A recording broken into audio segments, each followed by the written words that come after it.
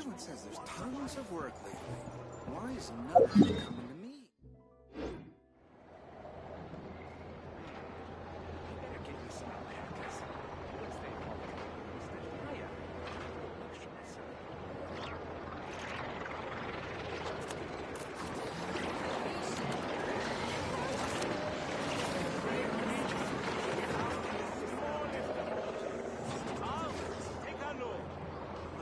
Sure, I'll play you another tune, but it'll cost you an apple.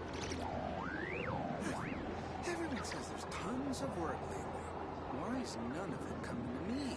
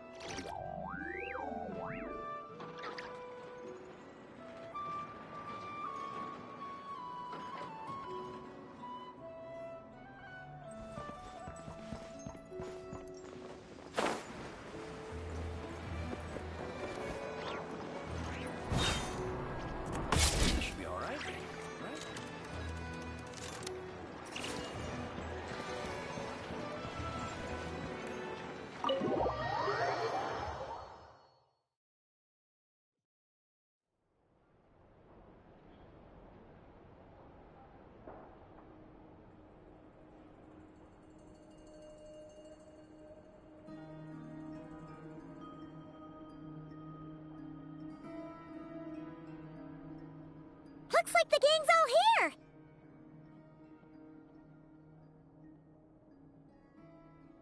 Yep, all ready. How about you two? Green and good to go? Paimon's ready! Great, let's get rolling then. Great. Well, first things first. Wait. Someone's here. We heard your footsteps. Although... You've been here for a while now. I take it you followed the Traveler, but I don't sense any ill intent in you. Come on.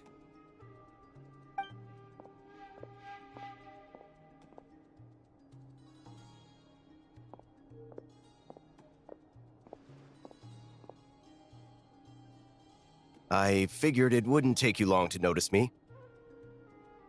I come bearing news from my lady, the Knave. Dottore went through the motions of returning to Snezhnaya, but it was obviously a facade. However, he has not returned to the Kuvaki Experimental Design Bureau, nor has he made an appearance in Nasha Town. Well, in that case, he'll be in his lab way up north. I always wondered why he applied for his own private pad.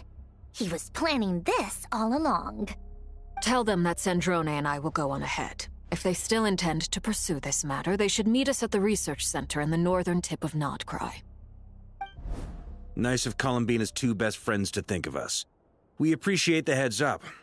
Our sincere thanks to the Fatui for your aid. Lady Damselette may have left our organization, but at least some of her colleagues remain genuinely concerned for her well-being. Not to mention that the Doctor's increasingly cryptic conduct gives us great cause for alarm. We have crossed swords many times before, but it's not personal. We're just on different sides. We don't lack humanity. And so, as fellow friends of Lady Damselette, it's only right that you should be in the know about this. Arlecchino's situational awareness has saved us a lot of trouble. I'll leave the map here with you. If you do decide to head to the research center, please proceed with caution. And remember, at least while you're in Nodcry, Lady Arlecchino's subordinates are your comrades if you want them to be. This is very accommodating of you. We can't thank you enough. Just doing my duty. I shall take my leave now. If you need us, You'll find us at the Experimental Design Bureau.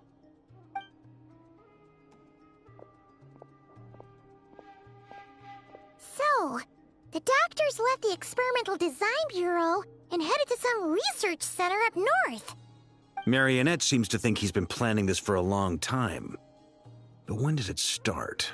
Before he even arrived in Nodcry? It seems his loyalty to the Tsaritsa is lip service at most. Behind the scenes, he may even be working against her. Whatever his motives, we know that he's decisive and incredibly ruthless. Facing him unprepared would be a recipe for disaster. At this stage, it's difficult to predict his next steps. I suggest we split into 2 groups. We need some people to stay behind and guard Nasha Town. Well, as much as I'd love to help, infiltrating research labs isn't really my area of expertise. But at least take Cool Your Jet's Ducky with you. It should be some help during the battle. And as for Miss Inefa, I suppose you will stay to protect Miss Aino? Detecting operational logic. Protect Aino. Priority. High.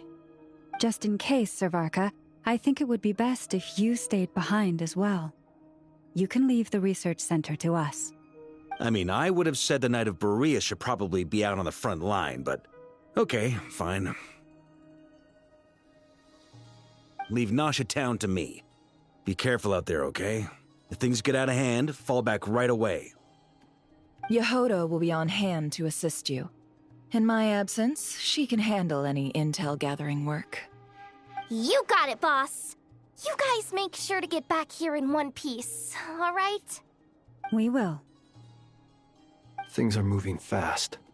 We'd better head off soon if we hope to keep pace.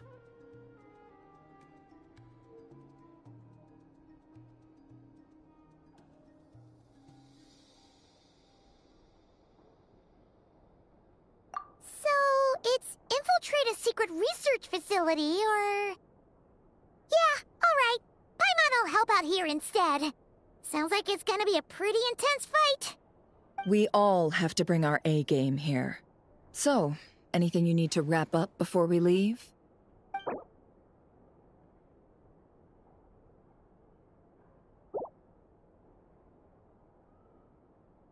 Then you'd better get going. Very well.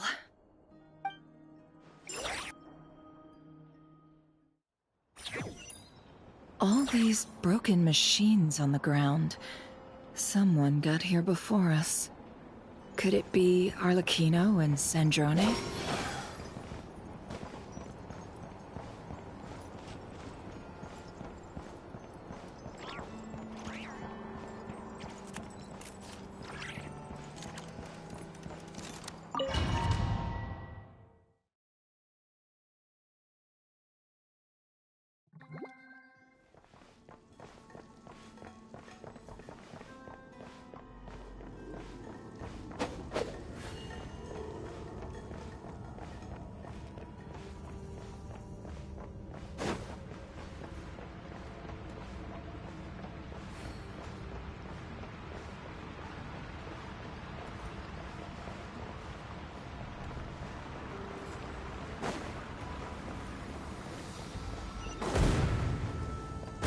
That's quite a welcome party.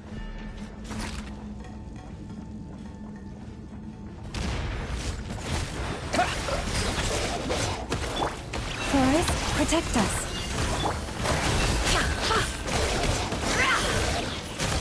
Be silent.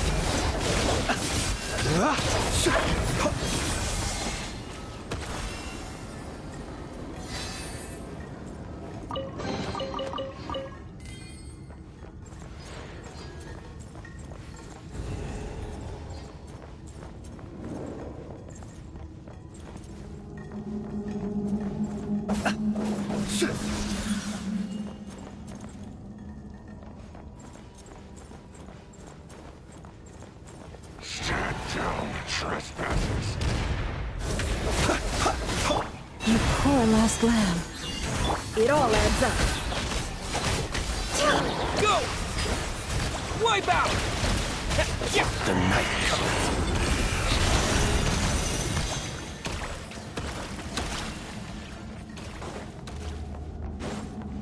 Get back! I said get back! Do you hear me? Why isn't it working? No!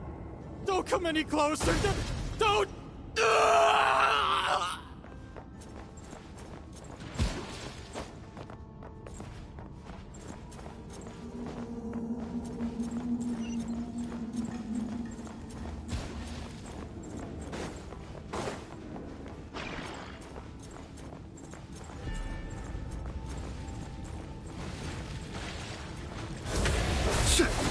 The mystery unravels.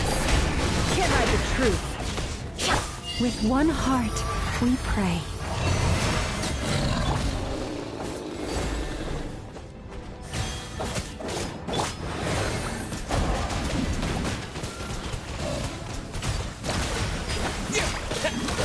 Leave this place. Observe.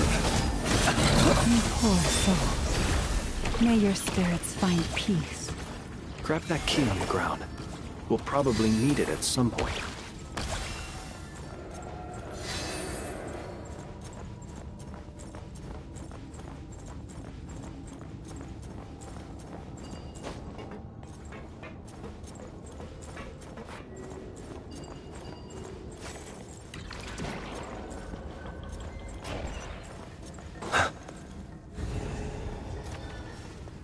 Watch out. Ugh, there's no way through. Let's go around.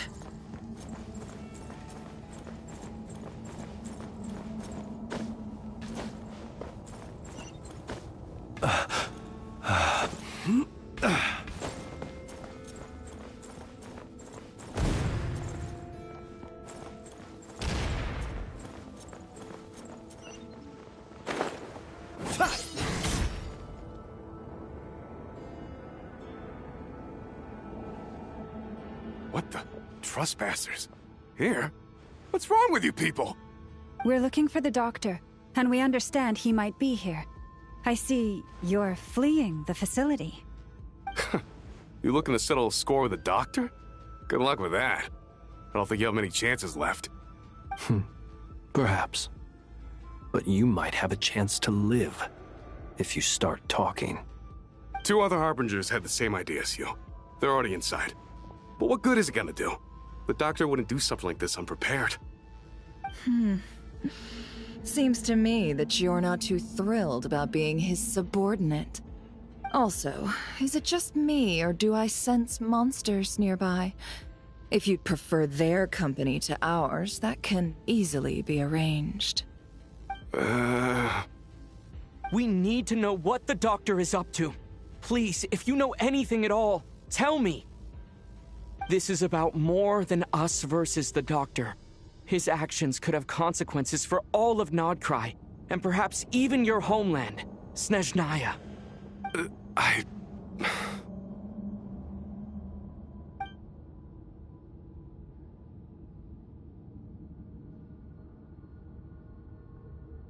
He's building something. Ambitious doesn't even begin to describe it. Feels like this could be the big one. God knows how long he's been planning it. A while back, he told us he'd be returning to Snezhnaya. We weren't expecting him back so soon. This time he brought some gemstones with him, or something. 2 of them. The moon marrow spheres. He stole them from their rightful owner, Columbina. Oh, Lady Damselet? Last I heard, she left the Fatui. Before she went, she told us she'd finished what Her Majesty asked of her, and wished to focus on some personal matters. I remember thinking that leaving us might not be the best choice. I mean, I always looked up to the captain the most, and...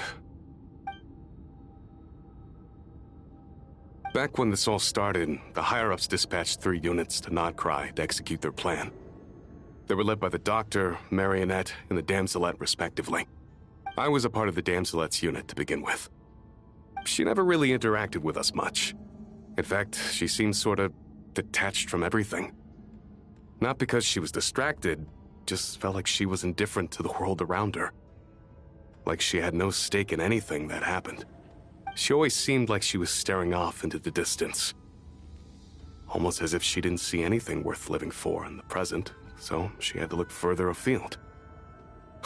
That's right. She always used to stare up at the sky. The doctor used to stand nearby and watch her. Apparently they got along well at first, but somewhere along the way, she grew wary of him. Started avoiding him as much as possible. After she left, everyone in our unit merged with the doctors. He's similarly indifferent to the world, except when it comes to the moons. He seems to have big plans for them. Right now, obtaining the 3 moons is his #1 priority. He even said if he can only get his hands on 2 of them, he'll create a 3rd one himself. How would he create an artificial moon marrow? Maybe the knowledge he gained from the Hyperborean phantoms has something to do with it. Thank you for cooperating. We appreciate the level of detail. I get the sense that you'd serve under Columbina again if you had the chance. Would that be fair? No, she's no longer a harbinger. As a member of the Fatui, my loyalty will always belong to the Tsaritsa. I'm only telling you all this because I don't completely trust the Doctor. His actions do not align with the goals that first brought us to Nodcry. I understand. We'll do everything within our power to stop him. The Knaves unit is based at the Kuvaki Experimental Design Bureau. Maybe you can seek refuge with them. Well, now we know what's going on here. Artificial moon marrow. He's likely well on the way to completing it. Dottore's technological capabilities are far more advanced than I thought. I fear this could get ugly. Everyone, prepare yourselves.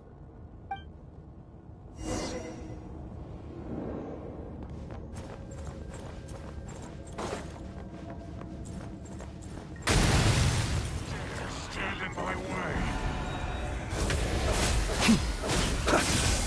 Close your eyes. To dust. Who shall perish? By the frost moon of old, you poor lost lamb.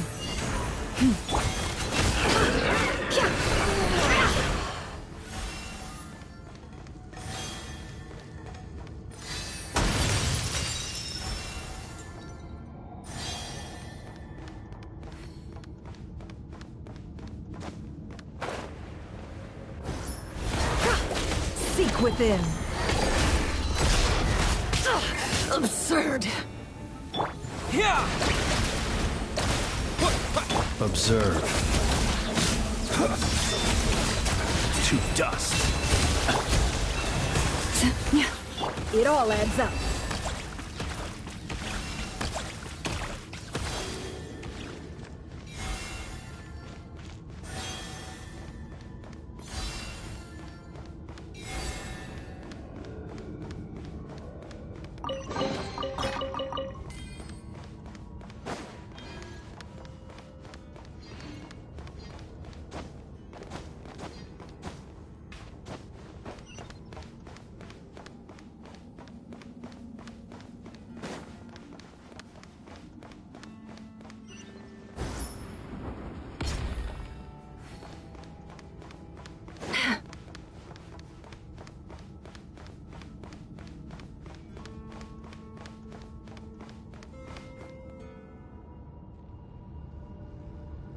Welcome, one and all.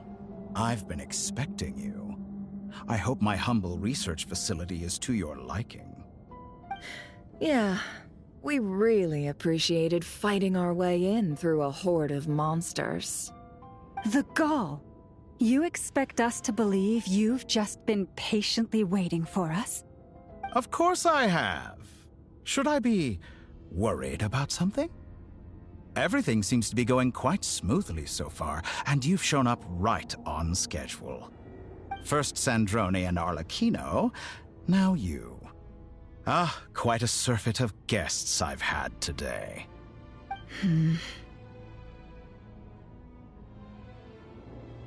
If you were looking for them, I should probably mention that Arlecchino disappeared as soon as she entered the facility. As for Sandrone, Why, she stood right here only moments ago demanding answers from me at the top of her voice. Hardly out of character. She never was one for basic courtesy. But I have to admit, I was a little surprised to see her showing concern for someone besides herself. Does everyone you associate with undergo such a change in temperament? Speaking as a researcher, I have to say, it is not a change for the better. It threatens one's ability to remain objective. Well, since you ask... So you've got your hands on the moon marrow, and now you're claiming godhood. Don't you think that's a bit of a stretch, Dottore? I must protest what you are insinuating with that phrase, claiming godhood. I am not claiming anything. I am stating a fact. You're a researcher.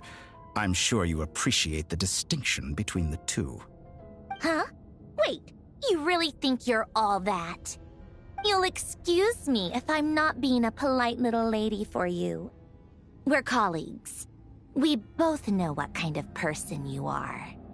By the same token, I knew you'd respond along those lines.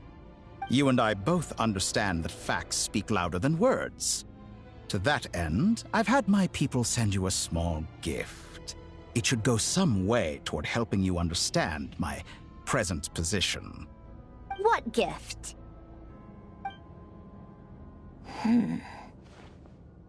Where have all your troops gone? Who knows? Perhaps they are already marching toward a new world, following in the footsteps of an unknown god. As vulgar and arrogant as you may be, dear Sandrone, I have no intention of taking out my displeasure on your subordinates. They will enjoy equal rights to my own. You sent your people to the Experimental Design Bureau? That's the Tsaritsa's property. Yes, and I am very mindful of Her Majesty's instructions. But you know full well that they do not conflict with my present goals. In which case, all I'm doing is conducting another one of my experiments. Is there a problem with that? Now then, you have a judgment call to make. Am I simply lying to stall you? Or is it possible that every word I am saying is the truth? In which case, your subordinates really are in danger. So now you've turned on fellow Fatui soldiers.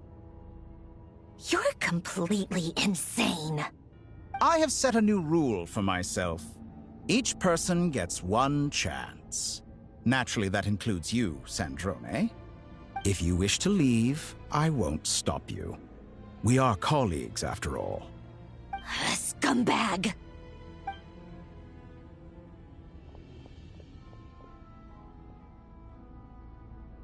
Still, I hadn't counted on Sandrone sparing any thought for the people of this world.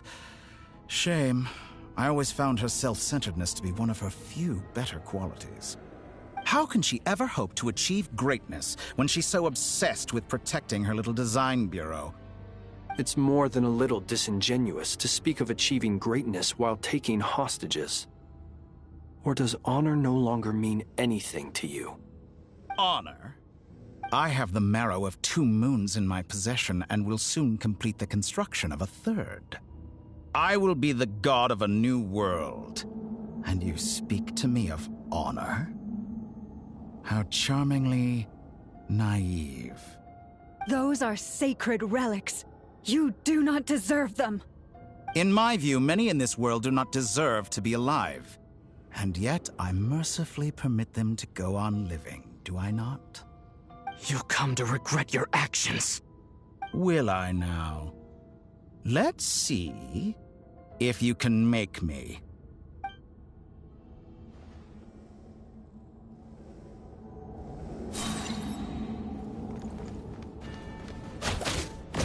No more lies. The mystery unravels. Beware the creatures of the night. Close your eyes. With one heart, we pray. Leave this Target place. acquired. Bombs away!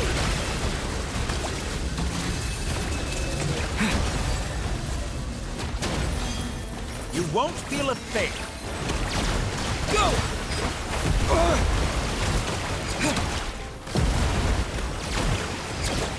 Be silent.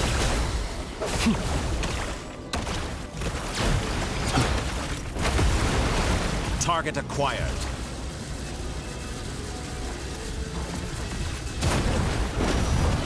Arlecchino!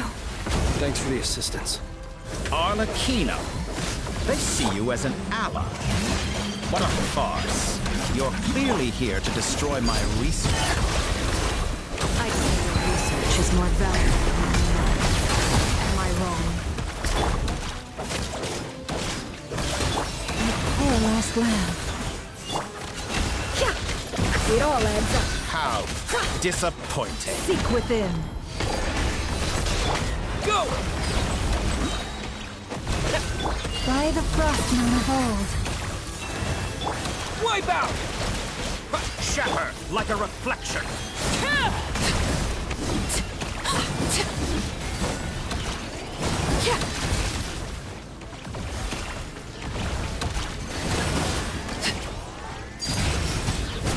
Observe.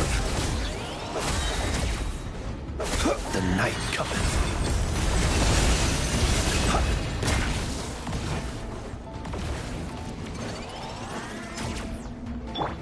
This is where you fall. Be silent. Is this all it takes No more to lies. tire you? It all adds up. With one heart, we pray, lush as the moonlight. The deception ends here. Can't hide the truth. Water jet! Target acquired. Dottore is too powerful with the artificial moon marrow in his arsenal. Fighting him is futile. Quickly! How's this?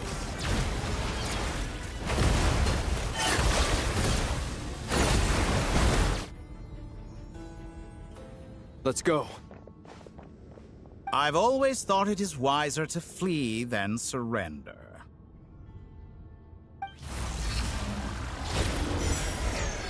Watch out! What the? Forget about me! You should... Where's the Traveler?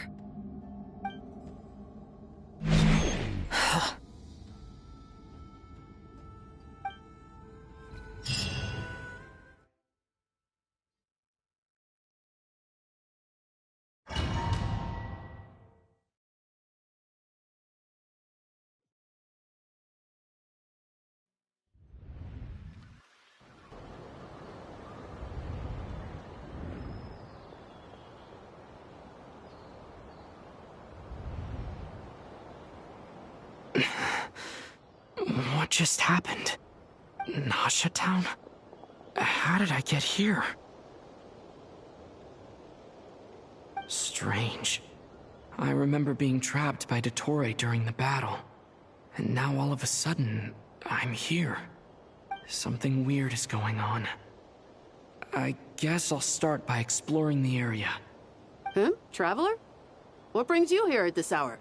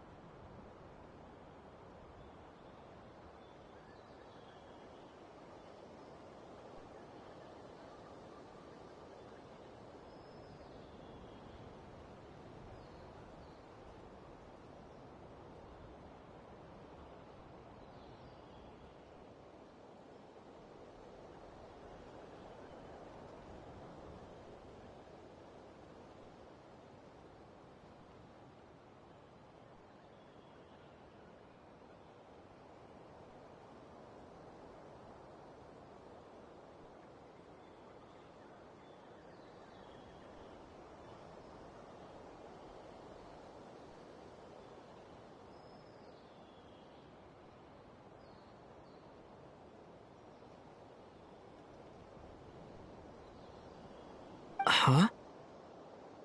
What are you in the mood for today? A hot dog? Or something else? We've got some special discounts at the moment. Want to see the menu? Sorry, I'm not hungry right now. Ah. Well, feel free to take a seat for now. Let me know if you change your mind. Everyone seems to be acting normal. Am I just overthinking? Oh, darling, look who it is. One of our regular customers. Get the traveler something to eat, would you, dear? Wait, why is he talking like that? Well, I'd love to, but can't serve a customer unless they order something. Anyway, I take it your business is wrapped up? Yes, thankfully. It was a long trip, and it's left me feeling pretty exhausted. But the upshot is, I won't have to leave again for a good while. We can have some quality time to ourselves. Wait, these two are a couple? I see some kids around too. I didn't know they had a family. Hey there! I haven't seen you in ages! What's keeping you so busy? I've been looking forward to playing with you again.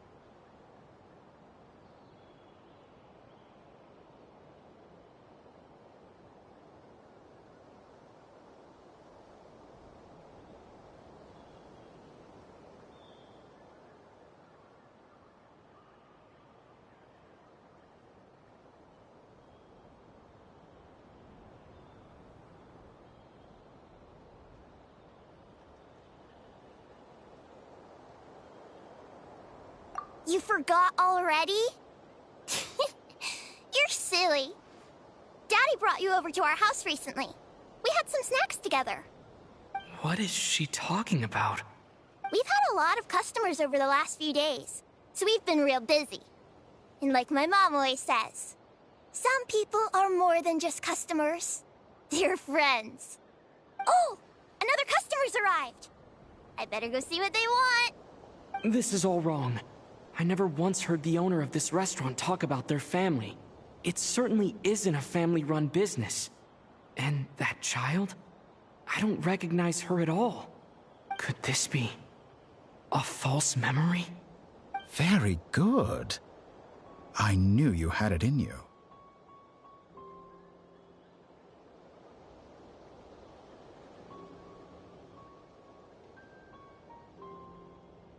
Aren't you going to try the house special? When did he show up? No. None of this is real. You don't seem to like it here. That's fine. We can change venues.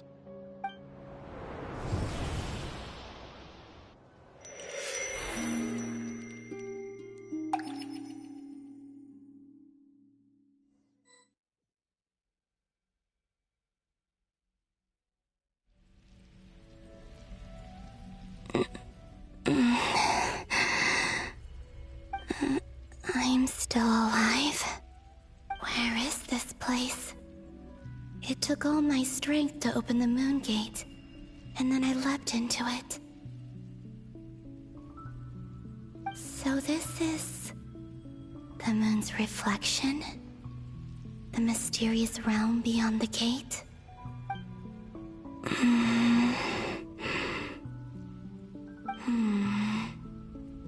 I can't sense anything. I guess I could try opening the gate once more.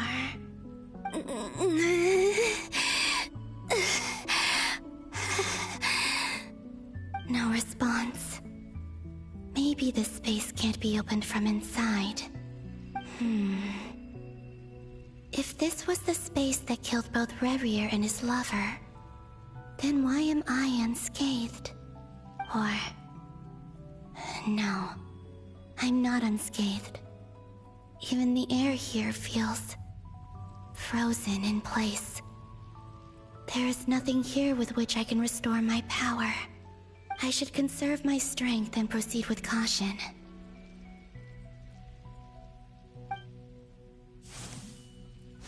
I don't believe Dottore's scheming will stop just because I escaped. If there is any chance that I can get back to the others, any chance at all, I must return.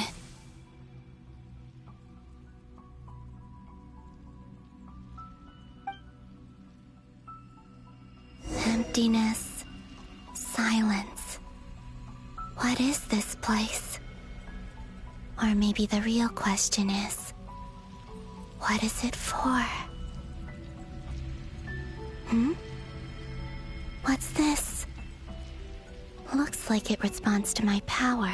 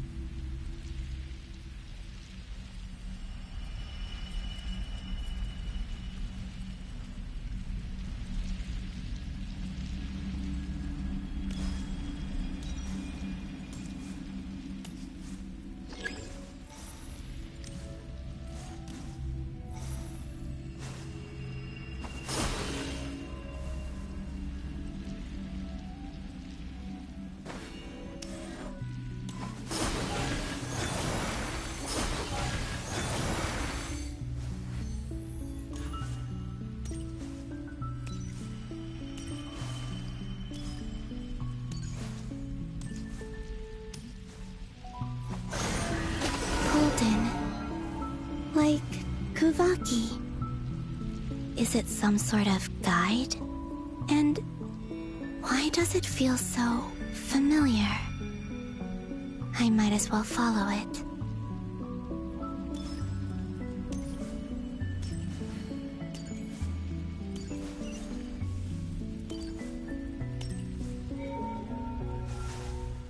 Where does this lead?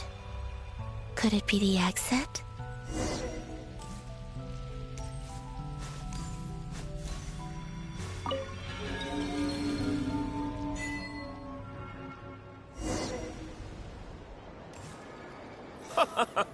Welcome home, Moon Goddess. Is this Nasha Town? But isn't Moon Prayer Night over already?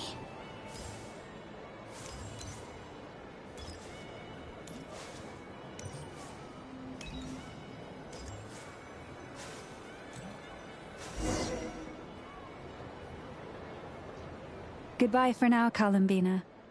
I hope you have a wonderful night. I will. Llama, everyone else, and me? Are these my memories?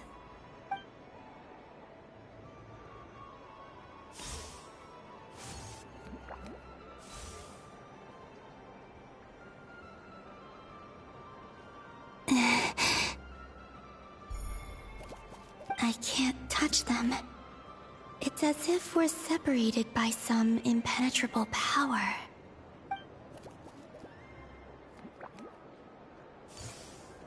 Over here! Over here!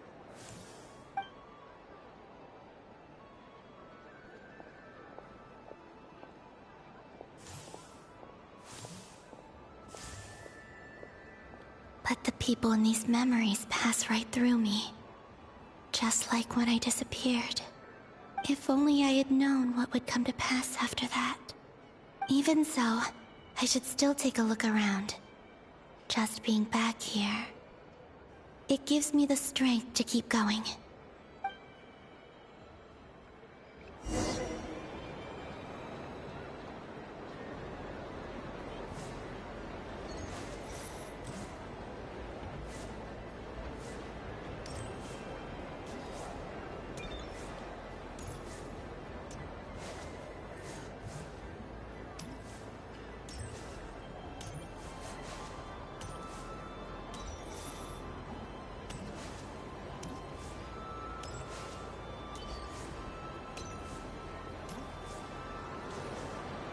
Welcome home, Moon Goddess.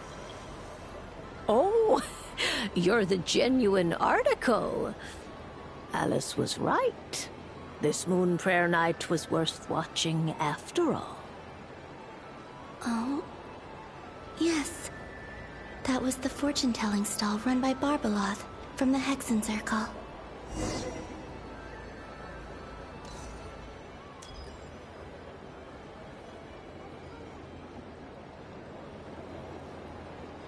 Please, draw the first lunar arcana.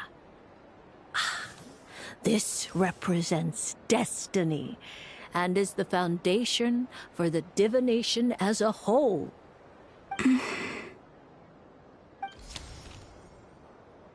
My destiny. I believe the card I drew was the moon. Now that I think about it, Barbeloth's divination was absolutely right. It's almost time to draw the last card. The one that represents the future.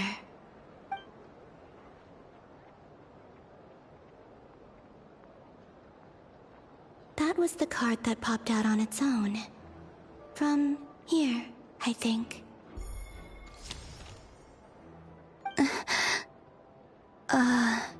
Kuvaki pulse? What? Fascinating.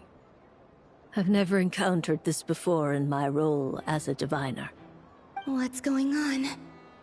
Did that card leave the deck? Because of my influence? All I did was try to touch it, and then... Maybe this memory space is not untouchable after all. Are there weak points in the barrier? Or is it possible that there's more to this space than my memories alone? This card is death. I need to get to the bottom of this. I'll try touching something else.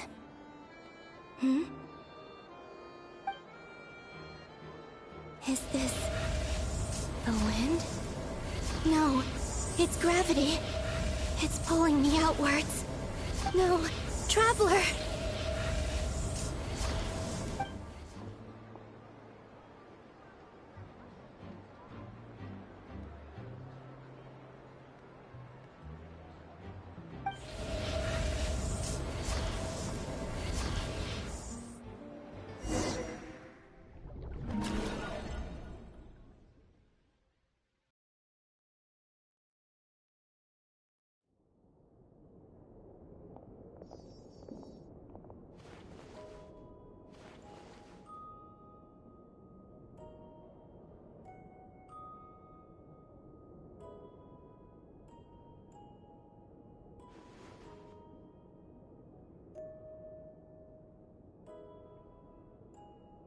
Paimon, listen to me.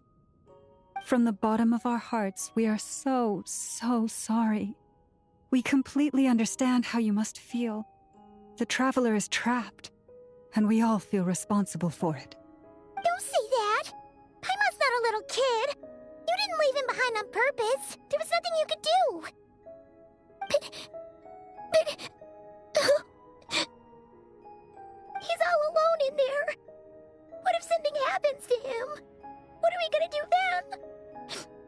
We've barely spent any time apart since we met. Is he gonna...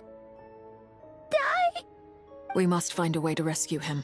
We were all involved in the operation where he was captured, and we do not abandon our comrades. That being said, it won't be easy. Through conversation with the others on our return, we've arrived at a basic idea of what we're up against. Dottore's lab has clearly been in operation for a lot longer than we realized. We found many monster samples stored there. In all likelihood, they were materials he used to research his latest technology. We also know that through his contact with the phantoms of Hyperborea, he gained knowledge about the moons and certain Hyperborean technologies. Using this knowledge, he then fashioned an artificial moon marrow to serve as a replacement for the frost moon beyond the sky. Unlike Columbina, Dottore is not being rejected by Teyvat. And even with 2 of the 3 moon marrows, his power far exceeds all of ours combined. Once his 3rd moon marrow is complete, Dottore will have completely seized the authority of the 3 moons. Teyvat's most primordial powers will then be in his grasp. Does that mean... I'm afraid so. No one could have predicted this level of insanity. Not even from Dottore. And unfortunately, his insanity is coupled with an intellect and ambition that not even his peers in the Fatui can match. This is dire. Sounds like the world is done for. The 3 moons' authority can influence the very fabric of time and space. I dare not imagine what a monster like him would do with that kind of power. The trouble's already begun, I'm afraid. On our way back, we discovered that part of Nodcry is being enveloped by an unknown energy. We cannot ascertain what is happening inside. I'm convinced this is Dottore's doing. Not that there's any way to prove it. The issue is, we have no idea what his intentions are. The only thing more frustrating than facing down evil is knowing that it will surely come, but not knowing when. The Doctor is guilty of numerous crimes at Mondstadt as well. One of our knights, well, former knights, his father was murdered by Dottore. His ideology and methodology are a danger to everything in his path, from individuals to entire nations. He does not feel guilt, even when he acts against his own people. He doesn't see them as his own people, that's why. People like him see everyone else as beneath them. Right. He views other people only in terms of how they can benefit him. That's the basis of all his social connections. Granted, he's hardly the only harbinger to pursue their own interests. We all do. And Her Majesty is gracious enough to permit it. Still, her mercy has its limits. Dottore's actions have gone beyond even what the Fatui could have imagined. Usurping divine authority to become a god. For a servant of the Tsaritsa, that goes beyond being disloyal. It's treason of the highest order. We can't expect him to heed the Tsaritsa's will once he gains the Three Moons' authority. Even we Harbingers consider him the most self-interested among us. Poor Traveler. Of all the people to get caught by... We have to go save him right now! Please! We gotta find a way! Paimon, I promise you, we are with you all the way. I get how you feel. I do. But it's gonna take more than strong emotions to take down an enemy like Dottore. What we need now is more information. Right. We can't even guarantee he's still at his research center. Before we can think about mounting a rescue operation, we need to confirm the Traveler's location. I'll find a way. Paimon knows, but... She's so scared. If anything happens to the Traveler... He might be the strongest person Paimon knows, but he's still human. He feels pain and bleeds just like anyone else. Then think things through before you stick your neck out. Unless you want to lose your head. Sandrone. Miss Sandrone, you're okay? Put the stuff over there, and be gentle with it. Am I okay?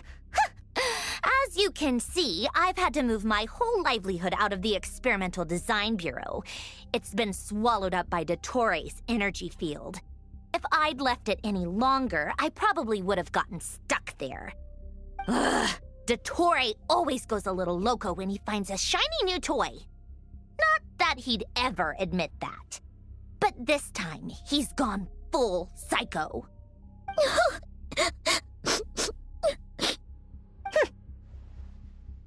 Just go ahead and cry already.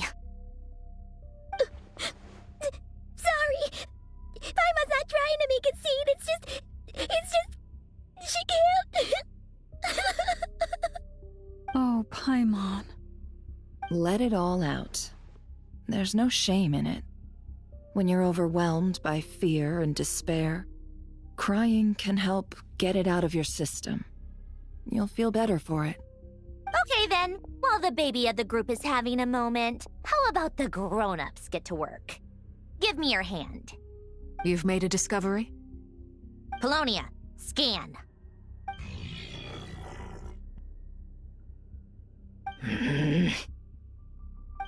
You, hand, now. Oh, I thought you'd never ask, my lady.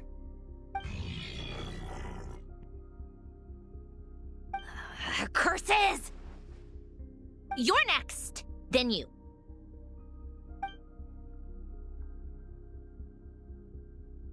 Dottore, you son of a... He's done something to us! Everyone who entered his research center has been implanted with some sort of curse. I don't feel anything unusual at the moment. Does that mean it hasn't activated yet? Is there a way to figure out its purpose and what might trigger it? My best guess is Dottore created it using the Moon Goddess's powers. 1 second, analyzing. Ugh! That friggin' maniac! So, what twisted game is he playing this time? The moment I analyzed the energy composition, some encrypted text appeared in my mind's eye. And when I deciphered it according to the Fatui standard encryption protocol, I got the following message. Feel free to run, or you will perish in nod cry. He's mocking us. Yep, he loves to toy with people. Only in this case, there might be more to it. But I didn't detect any murderous intent or malice either in the message or the curse's energy. As if this is him at his least malicious. Or perhaps all people are cowards in his eyes. Maybe he thinks the threat alone will be effective. What a despicable person. And he has the Traveler in his grasp. If I may, as unhinged as Dottore may be, he has always exercised great patience with the objects of his interest. I remember a comment he made when we first arrived in Nodcry. He said, "This world is, on the whole, an exceedingly dull place. But at least there are a few intriguing features, such as the gods, or the Traveler. Presumably, they interest him because they're unknown quantities. He wants to understand as much as he can about them." Agreed. The Traveler is Teyvat's fourth descender. All Harbingers are aware of this. Since Dottore took such pains to capture the Traveler, he is unlikely to kill him right away. Okay, but we still have to do that rescue operation. Of course. I also think we need to read between the lines with Dottore's message. If he's encouraging us to run, that means we mustn't leave Nodcry under any circumstances. My guess is, his curse will only trigger if we leave.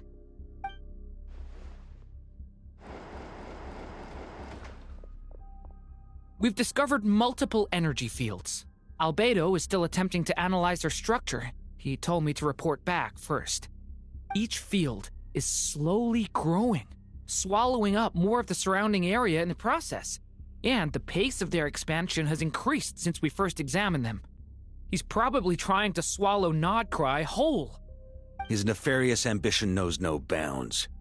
If this continues, the whole of Teyvat will be in trouble, not just Nodcry.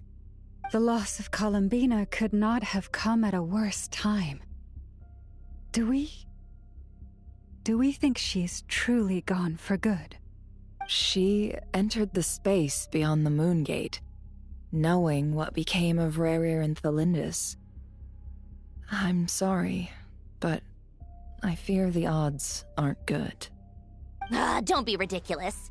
If I know her, she's busy finding a way back as we speak just so she can annoy me. She isn't dead.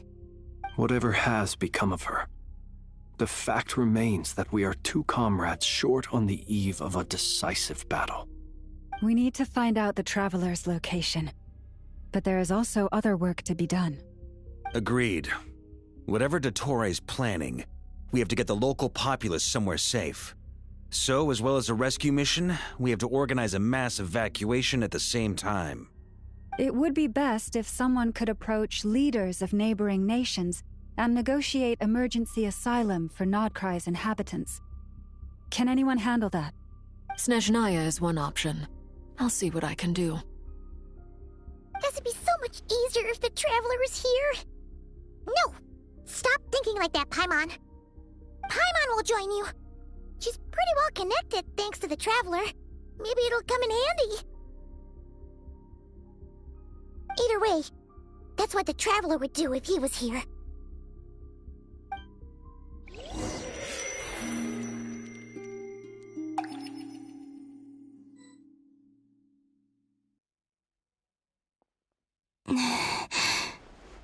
Back here again.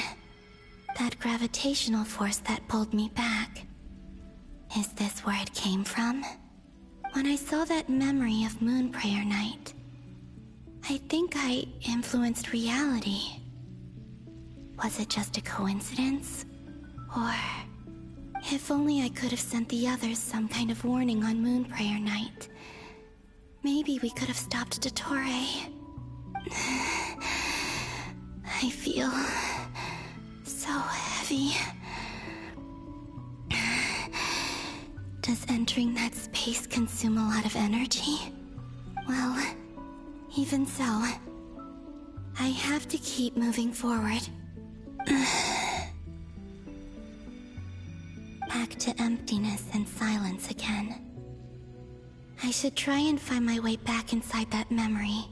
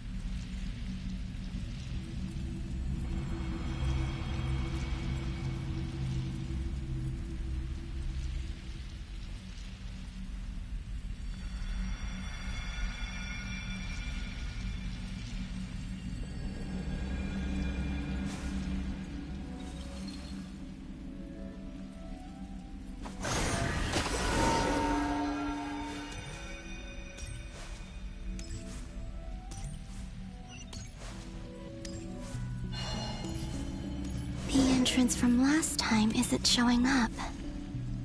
What am I missing?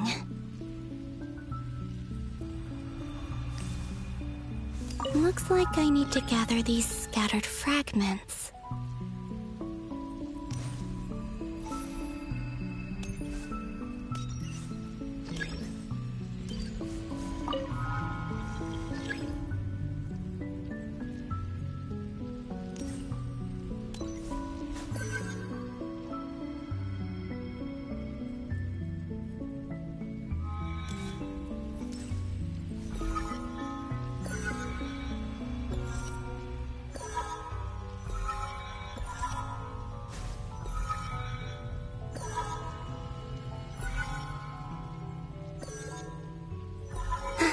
It worked! Hopefully I can stay inside for a bit longer this time.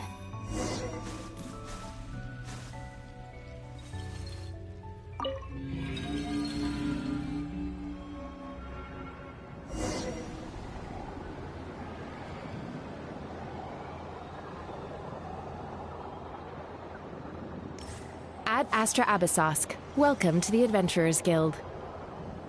What? This doesn't look like Moonprayer Night.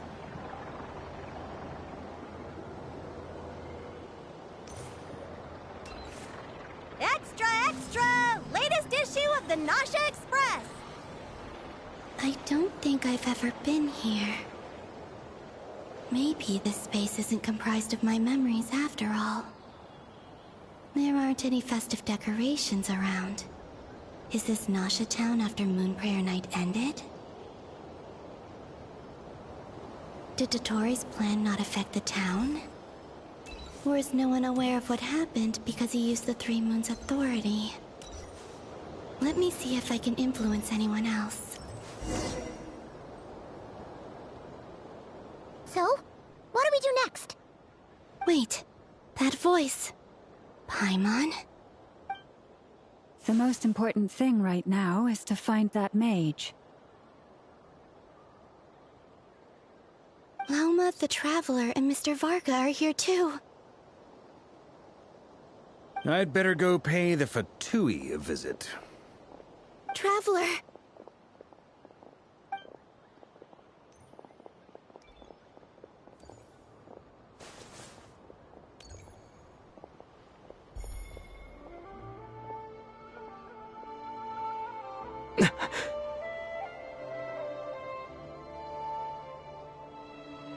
Columbina?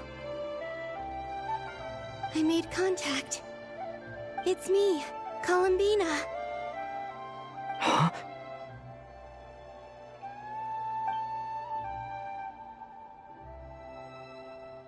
Traveler? Let's go! This is no time to be spacing out!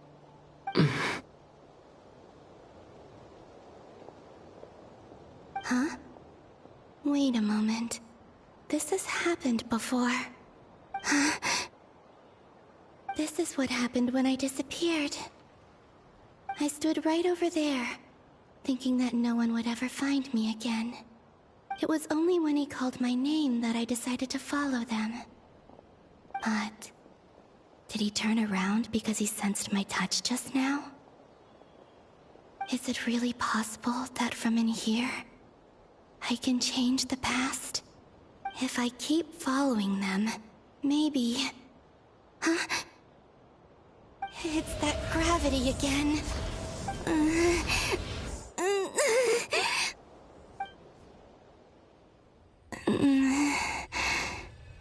Every time I influence reality within that space, this force intervenes and pulls me back.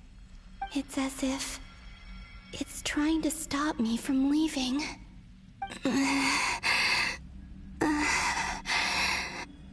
I'm getting weaker and weaker. I'll just have to try another approach next time. Come on, Columbina. Keep going. You have to tell everyone what happened.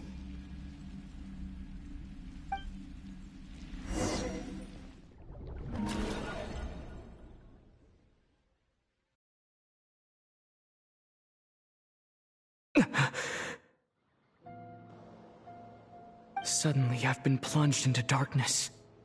Alone. It feels strange. As if something has grabbed hold of me. Is Dottore now powerful enough to interfere with space itself? Look at you, standing so still in total silence. I almost didn't recognize you. Hello there, traveler. He seems to be in a good mood. Wait, what's that behind him? Ah, so you noticed. This is the completed trilune. 2 primordial moon marrows and 1 artificial specimen. You are wary of it. Good. Maintain that reverence. You performed well in that recent battle. Brave and reckless as always. Courage is the sign of a true hero, and impulsiveness is the hallmark of those who strive to advance. I say this not to belittle you. Most creatures are far more timid by comparison. 3 moon marrows? Does that mean the artificial one is now complete too? Well spotted. What do you think? For a replica I built myself, I dare say it looks the part. Dottore, are you planting illusions in my mind? I have no interest in fooling your eyes. On the contrary, I hope to show you the true essence of all that you see before you. Is this not a beautiful city? People live in peace and find joy in their work. The streets are safe. People can even leave their doors unlocked at night. You might say it is the Elysium everyone dreams of. All available data indicates your values and worldview conform with the mainstream. This kind of society should be quite to your taste. False beauty is deceitful. Lies are to no one's taste. I wonder, is it your moral standards that are too high? Or your expectations of reality? Answer me this. If someone existed in a sweet dream from the moment they were born, a dream in which they never once felt pain, which do you think they would consider superior? The dream or the reality? That's pure sophistry. It has nothing to do with your actions. As I suspected. You have yet to understand all of this for what it really is. What do you want from me? You sound impatient. Do you think the only reason I'm keeping you is because I want something from you? If it's not, then why haven't you killed me yet? No one can stop you if you're as powerful as a god. I'm delighted you recognize that fact. I believe we last squared off in Sumeru. Ah, the memories. How time flies. You and I have both grown. I'm not surprised that Arlecchino and Sandrone worked with you. You've always a way of slowly but surely ingratiating yourself with all levels of society. People laud you as a hero, but I suspect there's more to it than that. Oh, but to be clear, I don't say that to flatter you. Do you always give your opponent an appraisal before you deal the final blow? Call it a long-time habit. I'm a researcher, and one of my duties is to give an objective assessment of my subjects. But you misunderstand. We are not opponents. Not at this moment. I just want to talk. Think back to Tartaglia, Arlecchino, Capitano, Colombina, and now even Sandrone.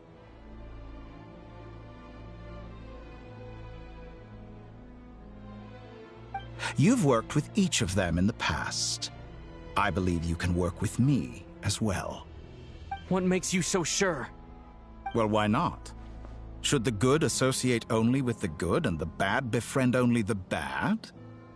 I like to think we could have a more mature relationship than that. Surely you don't think all your relationships are grounded in friendship or shared ideals? People come together because it benefits them to do so.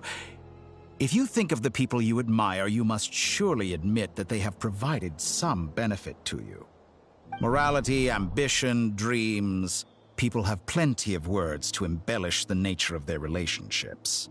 But once you break free from those ethical frameworks, you will see that the only thing connecting the two of you is mutual benefit. And that is what I'd like to talk to you about. We're finally getting into it. He's probably been planning to kidnap me for a long time now. But for what exactly? He has the authority of all three moons. I won't be able to gain the upper hand in a fight. Best if I pretend that I'm willing to negotiate for now. You say you're a god, but you also speak of mutual benefit. What could a god want that the three moons cannot provide? Excellent question. But before I answer, I would ask you the same thing. Gaining Columbina's allegiance was a rare and extraordinary feat. But the Moon Marrows are now in my hands, and I have the edge over her. For this artificial moon is not being rejected by Teyvat. Her identity and lineage may have been a thing of glory in the old world, but they were also shackles that prevented her from ever integrating into Teyvat. I, on the other hand, you may view me as a thief, but I have overcome that limitation. So what is it that the Three Moons cannot grant you? What stops you from negotiating with me to get what you want? I don't make deals with lying psychopaths. That's quite an accusation. Are you expecting me to get angry with you? Well, this is one aspect in which my personal growth has served me well. In the past, my less mature self might have been disappointed, perhaps even angry, over a small setback like this.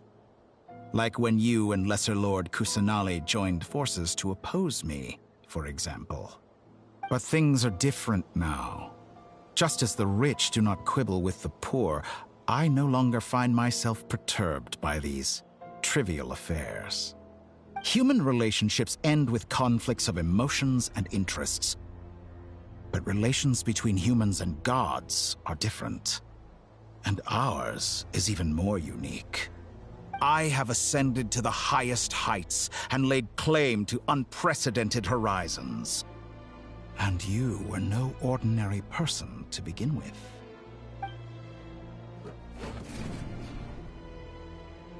Allow me to show you the world, Descender.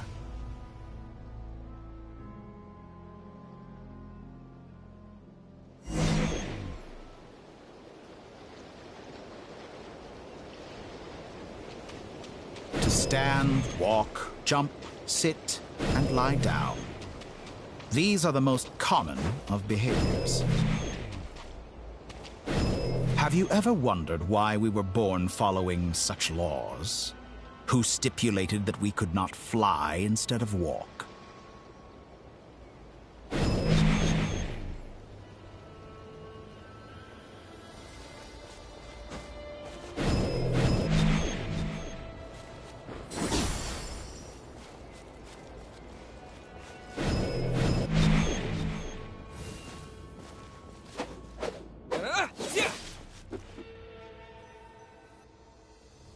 Someone of your talent and experience must surely know of the four great rulers who serve the heavenly principles.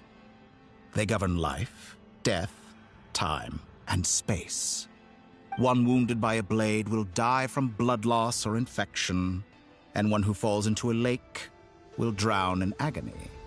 The elderly wallow in solitude, and the solitary age faster. Eventually, new life is born, only to embark on the same path of suffering. These four divisions anchor the world and shackle those who live in it. But they themselves transcend its boundaries, squandering the power bestowed by the heavens. All who live yearn for equality, but unless the gods prostrate themselves and profess that they are mere servants of the living, equality can never exist. Who makes the rules we must live by? Who has the right to restrict us? The limits of the body can be rejected. Yeah.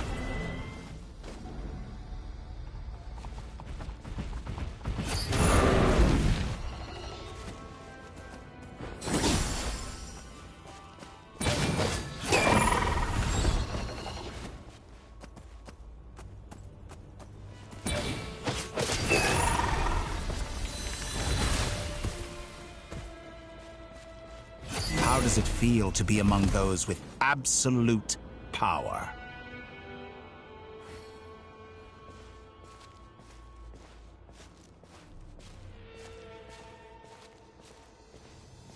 You cannot conceive the extent to which your flesh hinders your mind and spirit.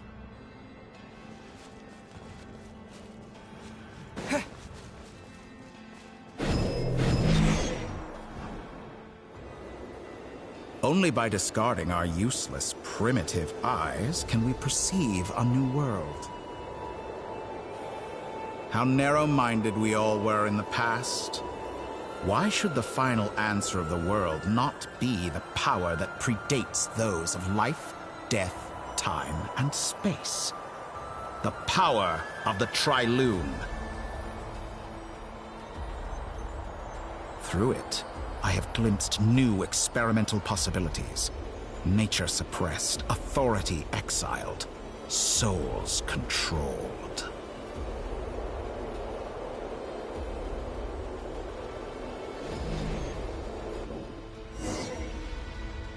You know, I heard recently that a group of critics reviewed countless stories and drew an interesting conclusion. They found that it is more often than not the villains who strive tirelessly to push the boundaries of progress. In fact, long before this, someone voiced a similar idea in an academia editorial. I felt a great affinity with this perspective. I have never been afraid to step up and play the role of the villain. Fanatics are trampled down for their transgressions, and those who transcend are rebuked for their audacity. And so, the majority of creatures are too timid to follow my lead. But all sacrifices made during my experiments have been worthwhile, as you can now see. I can offer you something new, something unique, precisely because I am a villain. Think about it. We are eternally bound through mutual interest. Can you truly say you would never turn to malice if it could give you the life you dream of? After all, what value do perfection and purity really have? They are fragile and feeble things, utterly tedious. I say, better to be governed by a flawed humanity than a gnosis. The true seeker of knowledge is the villain who undergoes countless tribulations in pursuit of their goal. I'm sure many people have told you that you're different. Because I'm a descender? Exactly. Very clever. But what has that got to do with you?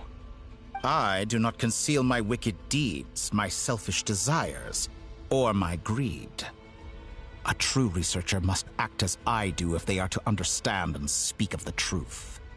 And yet, a knowledge seeker like myself will inevitably grow tired of studying Teyvat beyond a point. You have traveled to all corners of the world and met many people. Along the way, there have been moments when you were misunderstood or even became a wanted criminal. And all the while, you have spent your days doing some of the most mundane jobs in the world. You fight and toil, claim minuscule rewards from my friend Pantalone, then you fight some more, winning some battles and losing others as your search goes on. And this cycle continues, with no end in sight. Surely you must sometimes grow weary of being stuck in this same loop day after day. We're completely different. I embrace everything that life throws at me. I am engaged in every step of my journey. How does that make us different? I too embrace what life brings, researching everything that interests me. Think of all the novel things I've managed to create, like the artificial moon marrow. Don't you see? As unique a specimen as she was, even Columbina is not irreplaceable. Take that back! She's gone because of your actions! I didn't say that to anger you. Though admittedly, I don't see what there is to be angry about. Anything Columbina could do for you, I can do better. I know what your ultimate goal is. You wish to walk the path your sister walked, and seek answers from her at the end of that journey, don't you? Someone like you could never understand what it feels like to care about another person the way I care about her. Perhaps not, but that doesn't mean I can't help. I could find your sister right now, bring her before you, and make her give you the answers you seek. Don't be so presumptuous. You'll never begin to understand the situation between us. Oh, no. This is no presumption. I'm only offering what I know is possible with the power of the Trilune. But it seems like you would sooner continue with your journey through this world. Why? Do you truly desire this journey? Or is it simply a necessary process from which you cannot escape? Think of all the time and energy you have spent, everything you've had to endure just to make it this far. Is this really what you want? Or has your hand been forced by the promise of that final answer? Yes, you have made many friends. But do they ever spare a thought for the void in your heart and what it yearns for? What you want is not friends. It is family. But do they know this? I, on the other hand, am far more considerate. Join my experiment, and in return, I will bring your meaningless journey and all its struggles to an end. This is a malicious attempt to manipulate me. But at the same time, he's stating some very human truths. Of course he's right about my predicament. How can I deny it?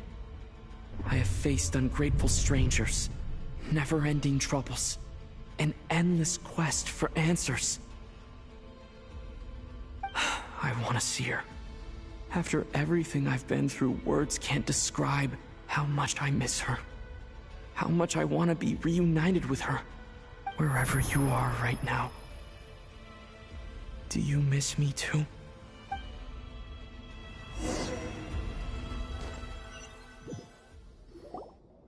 All right, everyone. Our next mission is clear. We need to contact all the major organizations, explain the situation to the public, and then begin the evacuation.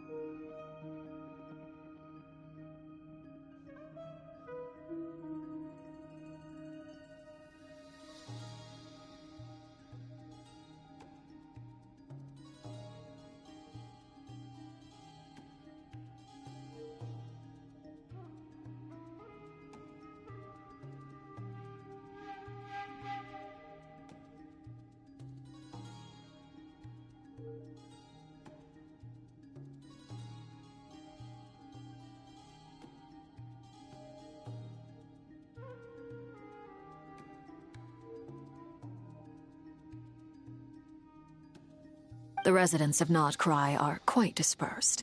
The two most populated areas are the Southern Isles and Pyramida. Miss Lauma, I will leave Hisi Island and Nasha Town in your hands. I will liaise with the Fatui and Pyramida. Agreed. We will reach out to Natlan and Snezhnaya. Anyone found north of the Experimental Design Bureau should follow the Fatui to Snezhnaya. As for those dwelling south of that line, I will ask the Voynich Guild to help persuade them to leave. Then I, Mr. Varka, and the Frostmoon Scions will escort them to Natlan. The Voynich Guild has dealings with the Curatorium of Secrets. I will send them a letter vouching for your credibility. Yehoda, you should help Lauma. This is too big of a task for one person. My wish has come true. You're willingly lending me your most capable employee for the day. Well, good for you if all this only takes a day. Of course, if it takes any longer, I'll be charging a fee. Boss, wait! Don't I get a say in this? Oh, I'm sorry. Something to add, Yehoda? Well, no one's more important to me than you, boss. And remember how Lauma healed your eyes after that big battle? I think that's worth at least 2 or 3 days' work for the Frostmoon Scions. Are you completely incapable of acting in your own self-interest? Or do you simply devalue your own labor? Are you sure you don't want to come with us? Who will see to our other work if we're all busy evacuating residents? Sandrone insists that Columbina is still alive, and we have a traveler to rescue. There's much to be done. But boss, I'm just worried that... Well, Nefer, I'll link up with you once my tasks are complete. What makes you think I'd need you to do that? I'll need it. And considering the way you approach certain matters, I think you'll be better off with me present. That's quite enough. Just focus on your work first. I bet we're in for an uphill battle here. But we can help out too. Inefa and I are gonna help Nasha Town's residents carry their stuff. Loading schedule. Store essential local research data and technology samples, then escort the people to Natlan. Understood. I will execute this to the best of my abilities. Great stuff. Thank you, ladies. I've contacted the Lightkeepers. A colleague of mine will join us shortly. I will persuade them to conduct a thorough search of the region to ensure that no civilians get left behind. As for me, I guess I'll be making an early return to Sumeru. I think it's important that someone informs the Dendro Archon of what's going on in Nodcry. Roger that. Someone should inform Mondstadt, too. Mr. Duran, can I trust you to handle that? I think you fly faster than any of us can run. As an added incentive, get there fast enough and I'll see about getting your gliding exam waived. Really? Ha! Mission accepted, sir. I intend to stay behind and help Miss Sandrone with her research. She has some alchemy-related questions that she'd like me to explore. She recognizes your expertise, then. I wish you a fruitful collaboration. Thank you. In truth, I was surprised to hear her express an interest in subject matter outside of machines. I believe she has been investigating some Fontanian technology recently. She made a point of bringing the relevant materials with her when she left the Experimental Design Bureau. She's sorting through everything in her room as we speak. I should mention that we have one other friend who isn't present. He hasn't made his position in all of this clear. But if we know anything about him, he's likely investigating on his own. Paimon's been very quiet today. But I know how close she and the Traveler are with the Natlanese. She should come with us to the border. Okay. Paimon will do her best. Make sure to heed Sandrone's warning. Many of us have been cursed by Dottore. As such, under no circumstances should anyone cross national borders. Remain within Nodcry. That aside, personally, I have faith in Columbina. Things look grim, sure, but who knows how it'll play out. Same goes for rescuing the Traveler. Both of them are important allies and friends. We'll be counting on you to gather intel on them, Miss Nefer. Oh, wonderful. You're all here.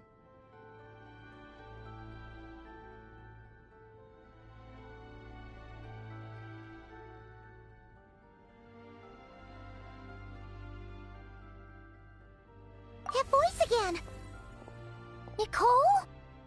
Whoa, that was loud! And it came out of nowhere. So mysterious. Sorry, this is the only way I can speak to you all right now. Please accept my apology. Anyway, time is short. I'll cut to the chase.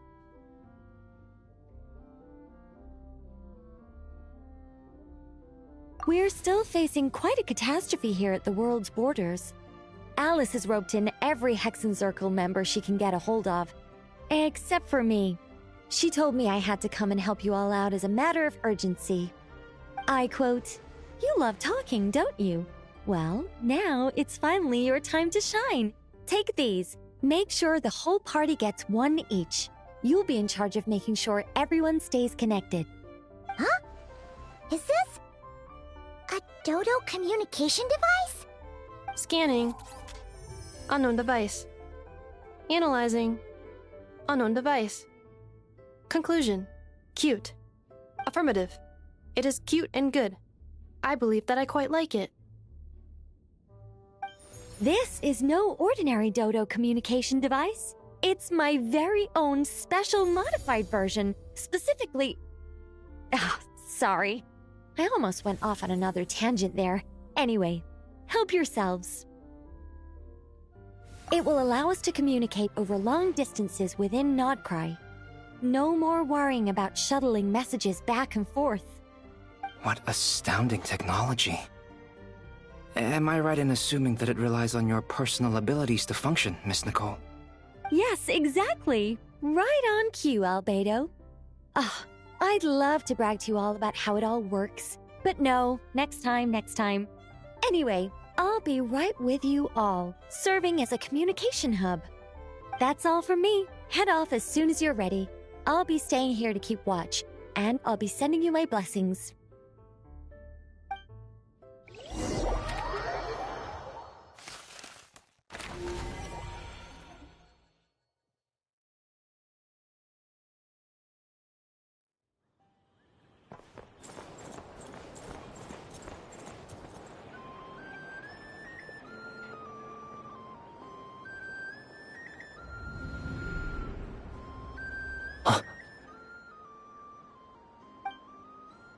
Sir Flint. Perfect timing. I just arrived myself. You are most considerate, Master Ilua. But in fact, I know you have been sitting here for quite some time. If you saw me, why didn't you say something? I was curious to see how long you could sit still for. Also, shouldn't you have managed to sense me approaching? That would be a first. You always seem to appear out of thin air without making a peep. Also, how many times do I have to tell you not to address me as Master? I don't qualify. I beg to differ. Why should a young man so well versed in social graces as yourself not be worthy of that title? Please, Lord Flint's... Sir Flint's. I'm begging you, don't flatter me into complacency like you do with everyone else. You understand me better than most. My newest acquaintances tell me I love complimenting others. What do you think? I think they don't understand why you do it. You just love puffing people up till they're a big, happy ball of hot air that floats away into the sky. In all sincerity, I can only hope that they bring good tidings when they come back down to Earth. Is the situation that bad? We just held a strategy meeting. Let me fill you in.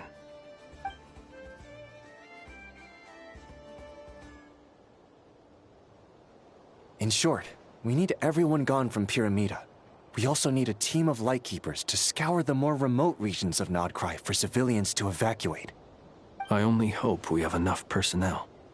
We do. Old Man Nikita will definitely help, and we can recall anyone out on patrol to focus on this instead.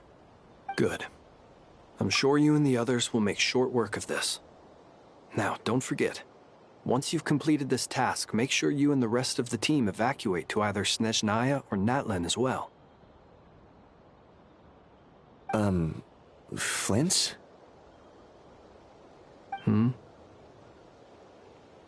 If you've got something to say, Master Ilua, why not guess what I'm thinking right now? You mentioned that you have something else to deal with later. How difficult is it going to be? I doubt it will be easy. I know you're a Lightkeeper, and it's your duty to protect others in times of crisis. But I have a feeling that you'll be walking into grave danger.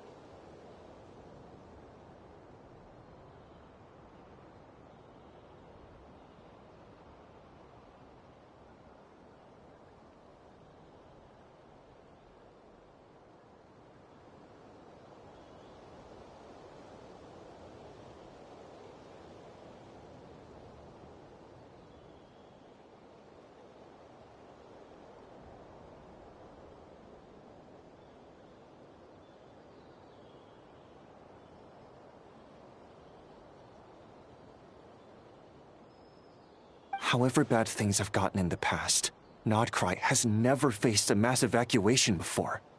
But from the sounds of it, you don't intend to come with us. I don't mean to pry, and it's probably none of my business. But whatever it is you're intending, you don't have to go through with it, you know. I've been afflicted with some sort of curse, and I'm told it may well trigger if I set foot outside of Nodcry. As such, I cannot leave. I have to act, if for no other reason than to fight this curse. What? No. Why? Why would anyone want to curse you?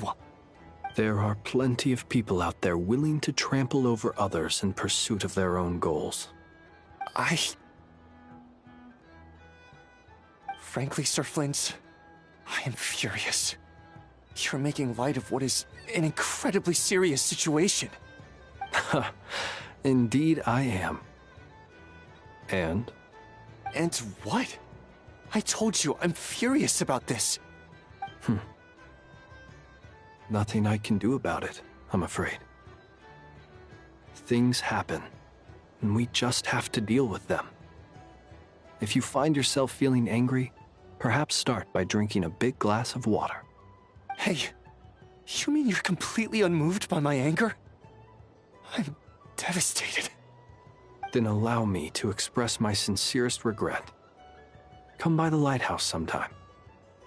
We'll catch ourselves a few fish, have a little barbecue, play some cards, and bask in the sun. Maybe I need to spell this out. Lean in a little, Flint. Oh my, this doesn't bode well.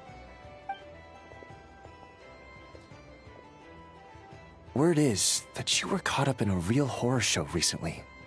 People were amazed that you returned safe and sound. They've been debating whether you're even human. I've returned safe and sound from plenty of crises. When you say people, do you mean other people?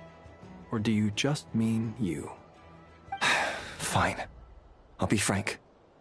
You're not human, are you? Heavens. Now that's a horrifying thought. You know what? Forget it. We'll revisit this once it's all over. A sound plan. Albeit a little ominous sounding. Just promise me you'll come back in one piece, all right? For you, Master Ilua. How could I refuse? Also, please pass my regards on to our colleagues. Tell them, thank you all for your assistance. Please put safety first as you proceed with the operation.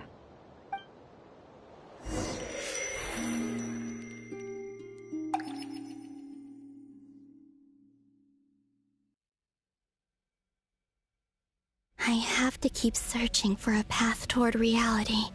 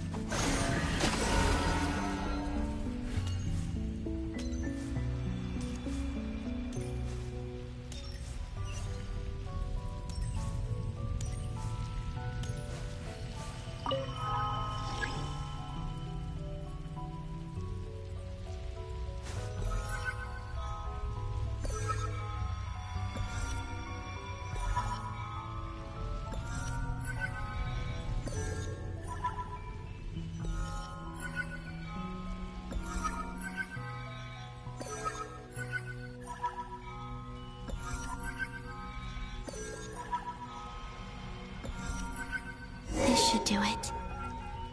The last 2 times I tried to influence reality in this space, It consumed a lot of Kuvaki. I'll try and be more careful this time. I need to leave key clues behind using less power. I hope everyone still remembers what I said on Moon Prayer Night.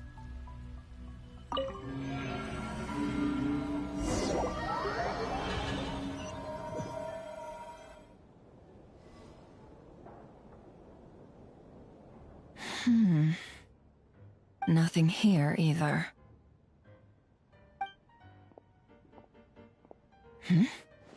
Flints? Ah, Miss Nefer. What are you doing here? Unless... I just spoke with Itlua about arrangements for the search and came for a walk nearby. As for you, why would... It appears we think along similar lines. And neither of us likes to accept things at face value. As well as figuring out how to gather intel on the Traveler, I wanted to confirm some of my own suspicions. Also, we'll need to bring a lot of force to bear against Dottore, even if we're only looking to rescue the Traveler. We can't leave anything to chance. You don't think Columbina perished either, do you? I'm merely considering the possibility that she survived, just as you are. How much can we really know about a deity like her anyway? Do you remember what she said on Moon Prayer Night? About using moonlight to send messages to us? Of course. I think that's why we're both here. Where have you checked so far? I've been focusing on the outdoors. Anywhere the moonlight shines. I checked most of Nasha Town, but didn't find anything. I checked the Curatorium of Secrets, and a few rooms where I thought I might find some leads. But no luck here either. The only places I haven't looked yet are the rooms in the flagship. But process of elimination isn't the only thing that brought me here. Oh, really? What's your other reason? After all that build-up, our mystery ally never showed up even once!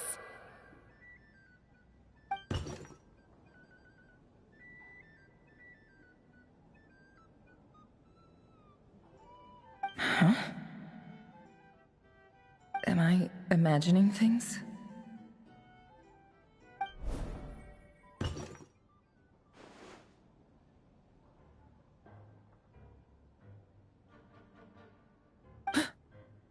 Come on, let's see what's going on.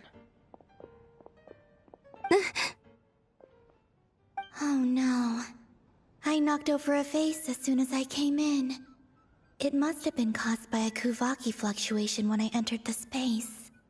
Although, it seems like I'm not about to be pulled away this time. It looks like as long as I'm careful with my actions, it doesn't count as influencing reality. Anyway, is this the flagship? The Traveler mentioned that's where he was staying. I only went into the lobby last time, so I've never actually been here before. How does this space work? If nothing else, I can now be sure that it is not simply memory. He mentioned where his room was.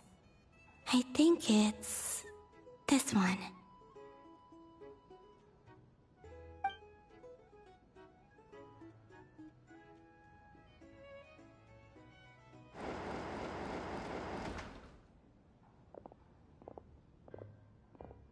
The door is closed.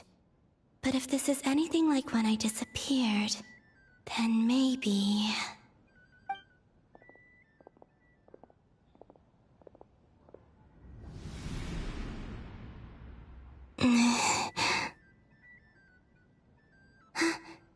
I'm in. He and Paimon aren't here at the moment. I hope he's okay. I wonder what happened to him after that battle with Dottore. Best not to dwell on that for now. I need to try and leave them some clues.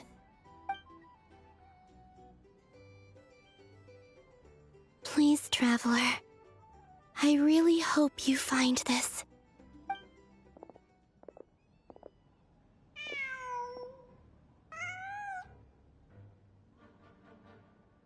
Huh. Just a cat. Nothing else here strikes me as noteworthy. Didn't you stay here for a couple of nights once? Before Rerir showed himself, yes. It's also where the Traveler and I first met. Did you notice anything unusual during your stay? I remember thinking how much noisier the flagship is at night compared to the graveyard. Other than that, no. The Traveler and Paimon were most congenial neighbors. This is where they've been staying, yes? Over here? That's right. I wouldn't usually condone breaking and entering, but we can make it up to them later. Focus now. I have to write a message on the wall using Kuvaki, just like I said on Moon Prayer Night. Simply open your windows on nights when the moon shines bright, and the moonlight will naturally flow towards the words I have written. Here goes. I'll need to carefully control my strength.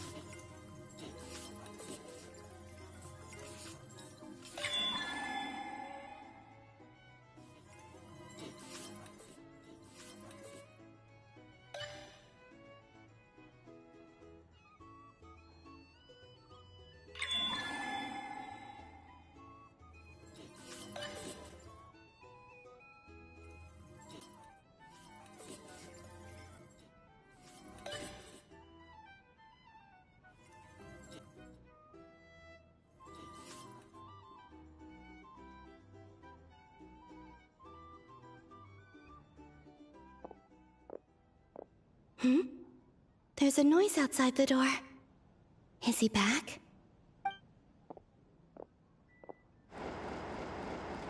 Please, you have to see these words.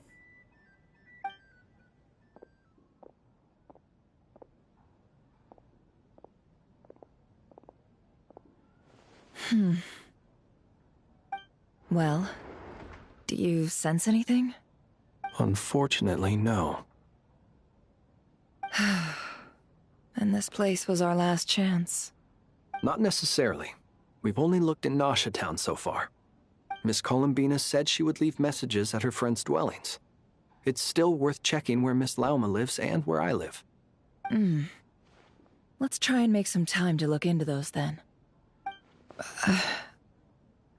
Wait. What are you waiting for? Oh, Paimon might have overeaten slightly. What's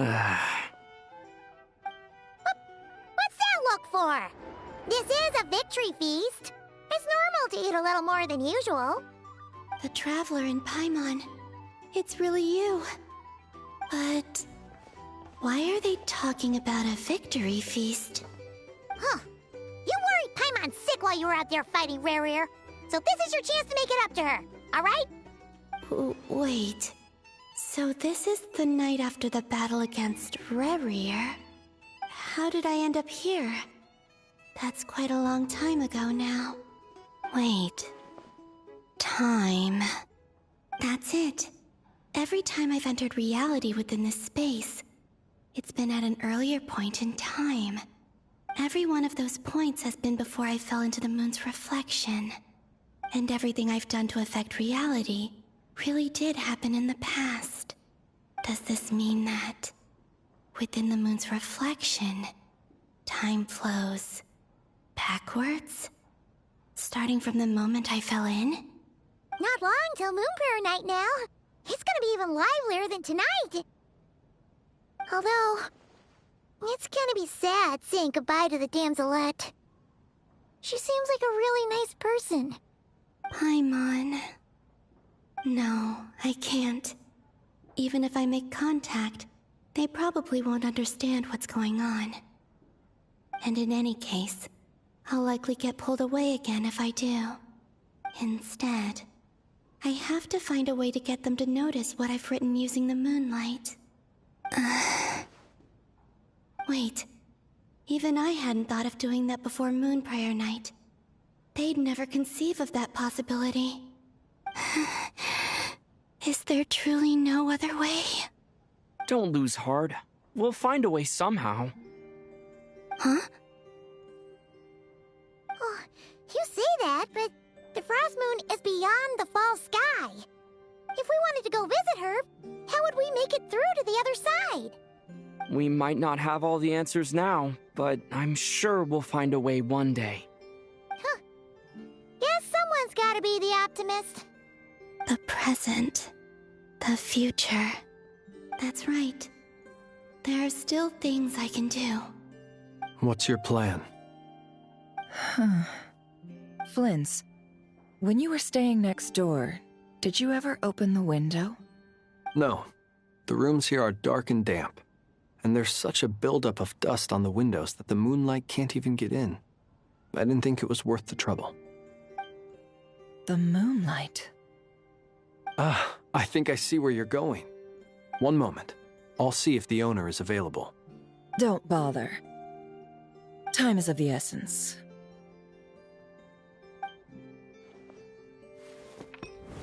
Time.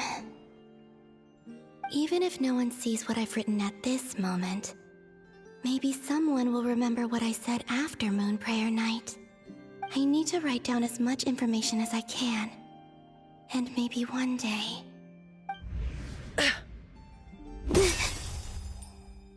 Huh? What's up with you? You can't even hold your cup steady. Are you getting tired? A little. Well, you should probably hit the hay then. You've had a really tough couple of days for you.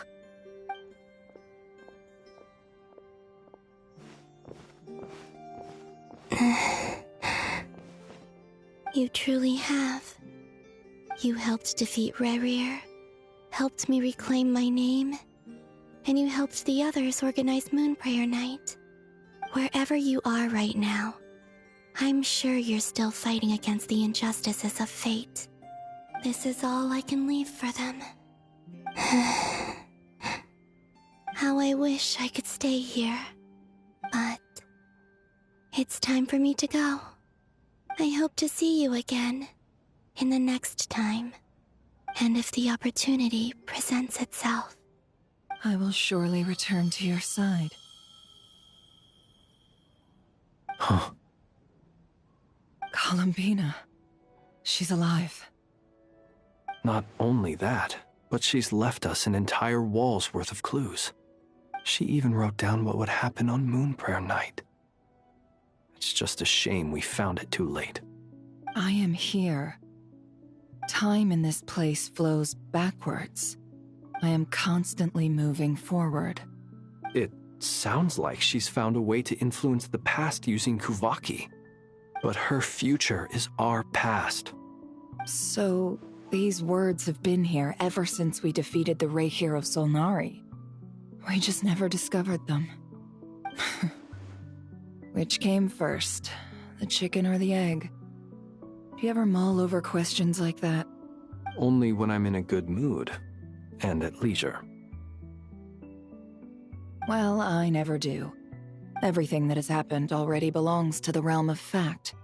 As a business person, and especially an intel broker, what I do is extrapolate from those facts to try and read the future.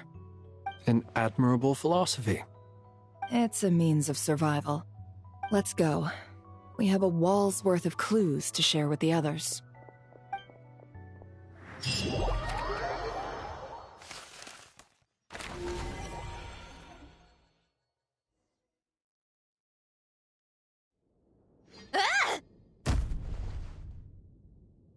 It appears that the Doctor's energy signature has changed to something similar to Kuvaki, but not like the Kuvaki we're used to.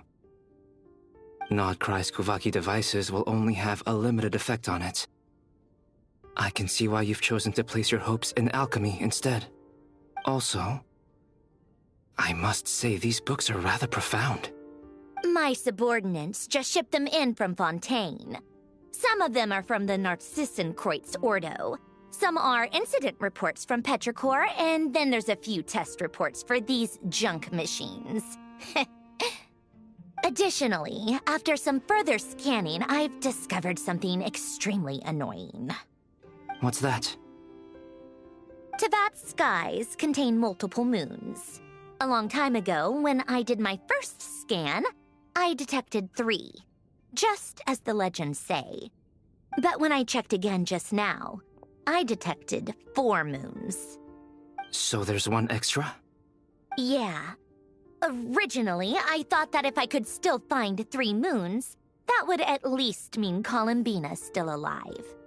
But then it occurred to me that apart from the frost moon, Teyvat's moons are just husks. And husks surely shouldn't show up in the scan, since they're not alive. It's weird, isn't it? If we can't even distinguish between a dead and a living moon, how are we supposed to know whether a moon goddess is still alive? Or does this mean that the moon marrows are equivalent to the moons themselves? It's certainly possible. In which case, the 4th moon you detected may be Dottore's artificial creation. So he wasn't bluffing. He really built his own moon marrow. Ugh! I'm so mad right now! It's easy to get overwhelmed when you have too much on your plate. Maybe you need to relax. Perhaps try going for a walk. Or simply take a few deep breaths. Nothing can calm me down at a time like this. I need more time, and I need progress.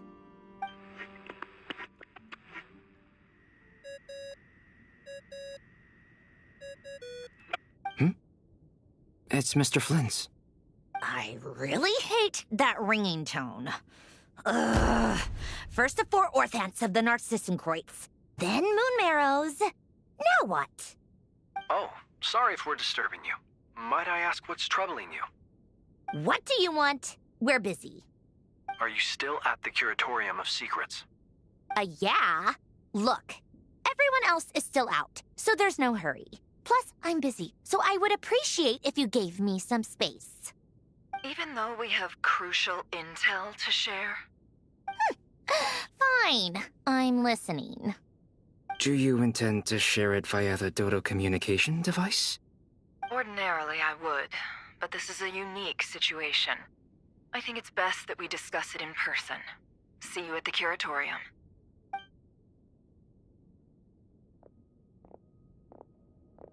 All right, then. So, what's the situation? The rest of the team is still out working on their missions and evacuations, but we've decided to fill you in on the most crucial information first. Sandrone, you were right. Columbina is most likely still alive.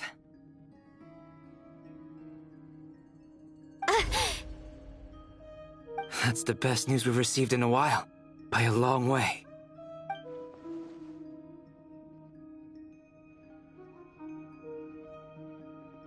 Random locations. Appearing in reverse order? Are you serious? So not dying isn't enough for the moon goddess, huh? She has to show off too. Anyway, does this mean we can deduce her condition from the moon marrows? Miss Sandrone, there's nothing wrong with simply admitting that you're happy to hear the good news. I'm not. And she's the least of our problems. We're facing a huge crisis. If she can't control the flow of time in there, she's just gonna keep moving backwards. Different points in time won't intersect, and she'll never find a way out. Let's say life begins with a drop of water. When did time begin? The moment this planet came into being? No, that's not right. Her final destination would be the moment at which the space she is in was created. But it doesn't seem like we can influence that space from the outside world. So how can we help her? Also, if she's alive, Rerir and Thelindis might be too. But as far as we know, neither of them have come back out. That space may not have an exit at all. I'm afraid I must concur with Miss Nefer in this. Can't exactly argue with that. Let's leave it there for now. I've taken notes on everything you said. Will it help with your research? I doubt it's gonna help with breaking Dottore's energy fields. But who knows when it might come in handy. Better to have it all written down than try to remember everything when I need it. All right, I need to get back to my research. Mr. Albedo has made a lot of suggestions that will require my undivided attention. Sure, I'll stay here. I have things to work on.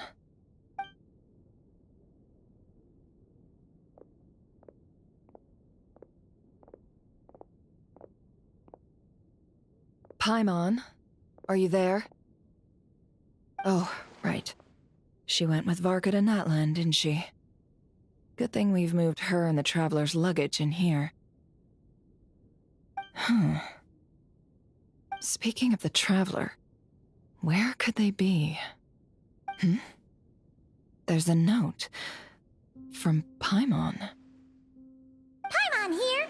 Not in at the moment, but if anyone needs to borrow her stuff or the Travelers, go ahead and help yourself. Paimon won't be mad. Also, Traveler, if you get back before Paimon, make sure to get some rest. Paimon misses you a lot, but put your health first, all right? How sweet.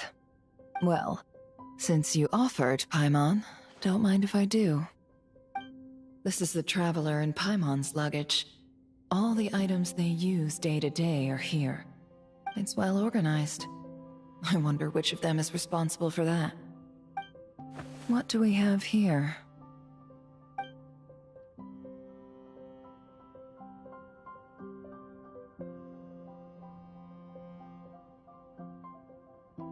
The camera captured a special moment that can only occur between people who are close to one another.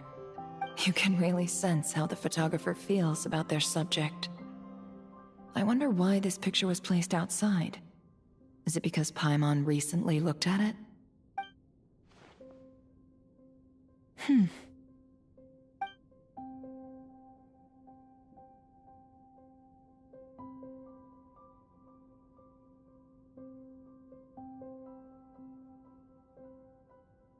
This must belong to the Traveler. Perfect. I'll use this. Hang in there. We'll find you.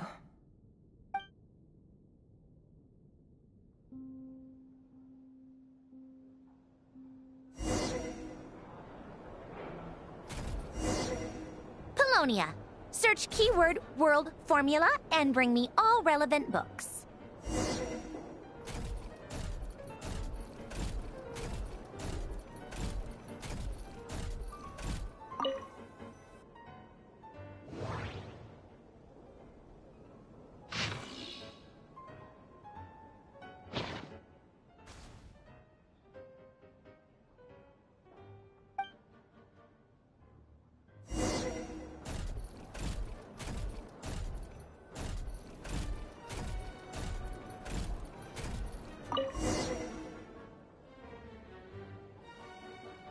Let's see.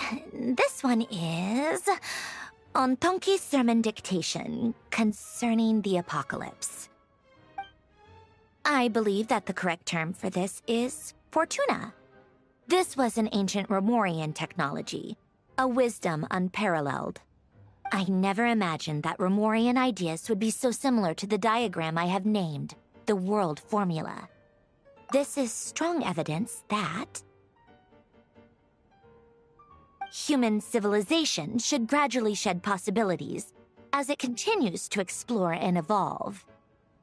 The end of humankind may well be upon us right now.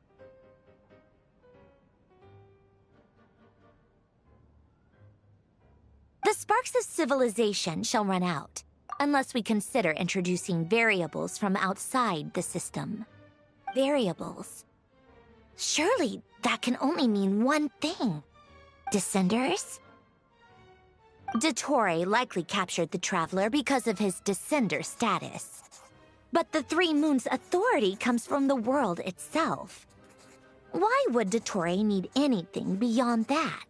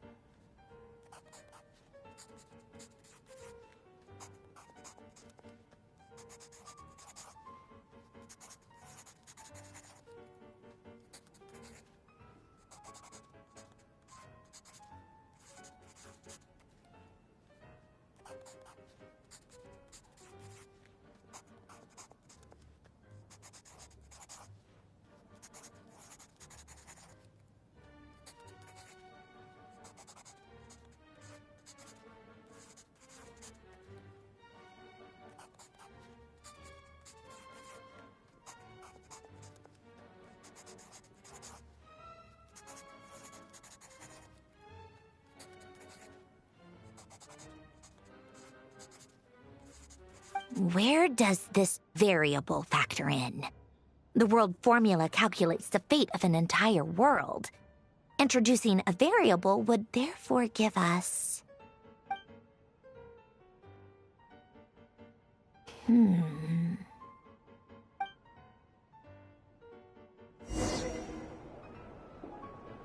Polonia, search keyword pathway and bring me all relevant books.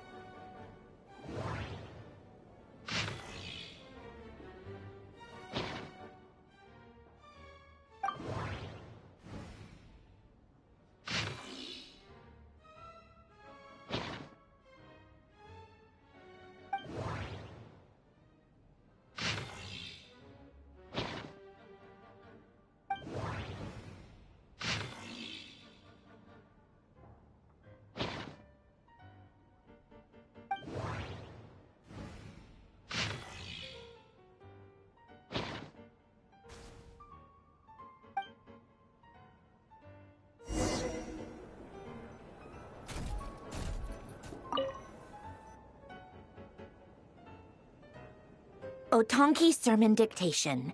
Explications on the Chemical Marriage. These titles are pretty esoteric.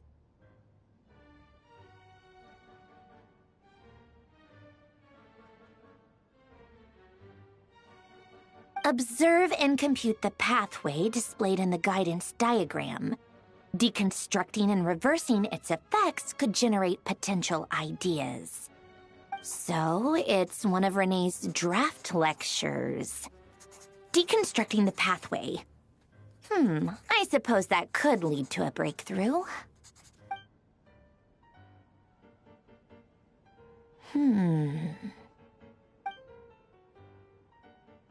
This is so long. This guy sure loves showing off his knowledge.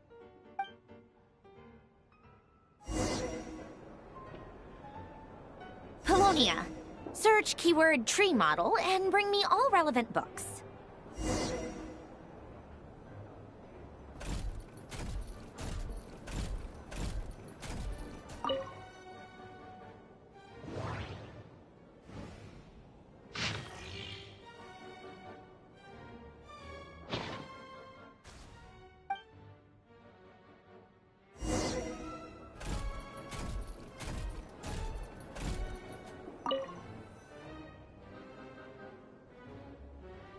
Most of the experimental devices proposed by the Lilia Crucis Ordo are built based on the simple and basic logical structure of a tree model.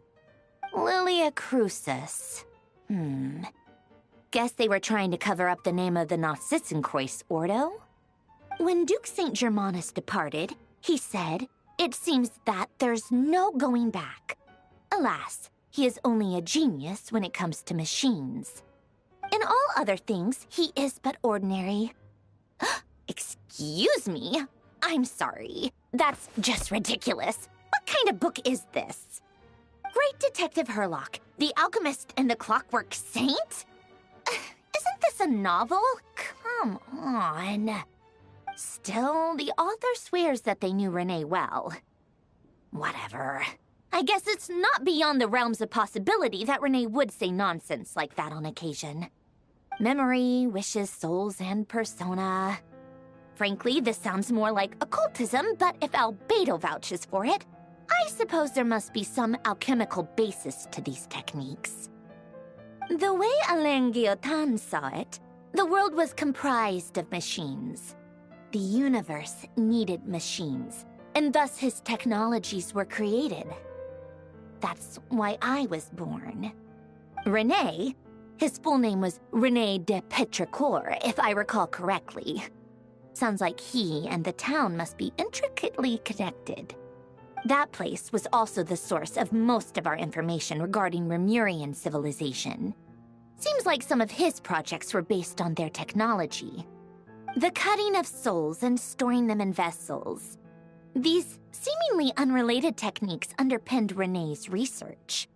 Assuming that the 4 orthants correspond to alchemical categories. The chemical marriage model? Alen would have scoffed at that. He never would have let those theories or parameters anywhere near his mathematical formulas.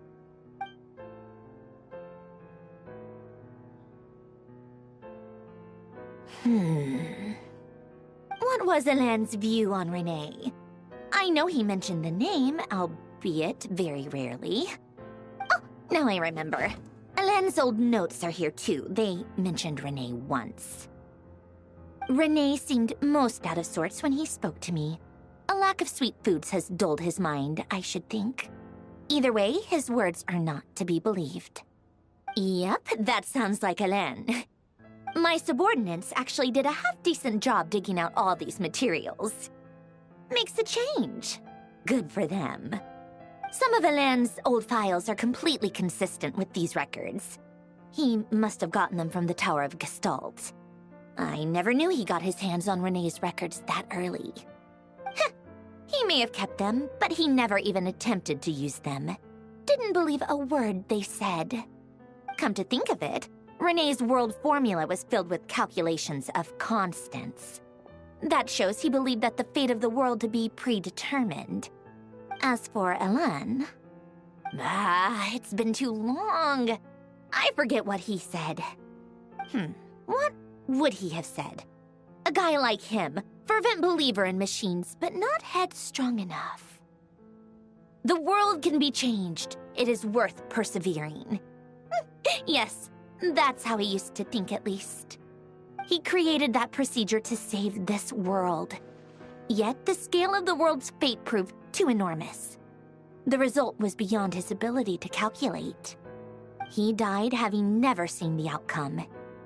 And there I was, left behind in the ashes of his dreams. Did you really never take a close look at Renee's research? Or did you read it but deem his philosophy incompatible with your model? The very thought of trying to incorporate his ideas probably made you feel sick to the stomach. Well, don't worry, because there's a whole new category of lunatic in town. Next to Dottore, every other madman looks sane. You once asked me what I wished for. Should have asked him instead. He's the one pining for things you'd sooner die than witness.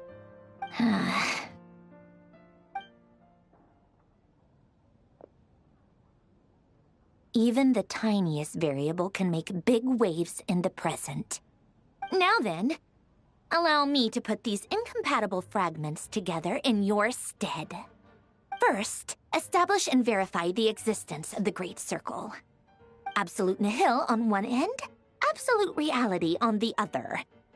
Now, search between these two extremes. Then, the construction criteria. Variables. The sparks of civilization shall run out unless we consider introducing variables from outside the system. Input variables. Traverse the world, space-time, and civilization. Then extract the essential nodes from the records to determine which variables they point to. The primordial power that differentiated itself from the void. The power of light. Yes, light. Records. Hyperborea. This is horrendously complicated. After all that, I'm still missing a few variables. I need to think this through again. How do you think it looks, Polonia? Like the frenzied scrawlings of a madwoman? Fine, keep it to yourself. It's not like you can talk anyway. I'll assume you gave it a passing grade. I jest. But true madness does often start with trying to save the world. What would Arlecchino and Columbina think if they saw this incomprehensible hen scratch? They'd probably have me institutionalized. So would Rosaline. She's been dead for a while now. When I close my eyes and think back, I can still see her face. And that enormous dress she used to wear. Such a bizarre choice. What possessed her? Oh, and the clack-clack of those heels used to drive me insane. No one's asking me, obviously, but I hope you all know that I never wanted to save the world. I'm not crazy. I don't have delusional ambitions, and that's a clinical fact. The world needs a solution, but I don't need the world's validation. It's the world begging me for answers, not the other way around.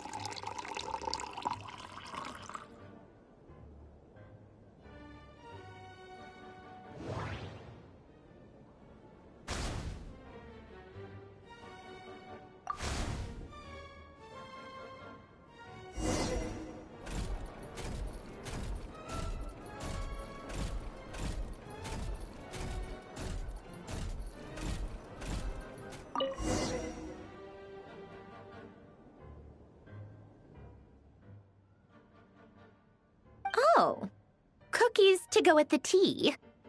Let's see. They must be from that person who brought those documents. I see they're from Hotel de Boer. Something's written on the box. We are proud to present this homage to the Fortress of Meropede's fun-filled meal collection system. Fortune cookies. Have a lucky start to your day. Sounds like a dumb gimmick to me. Be early to bed and early to rise. Get plenty of sun and drink plenty of water. Then things will surely go well for you. What? Are you kidding me? Somehow I doubt that an early night and a glass of water is magically gonna save a world on the brink of existential peril.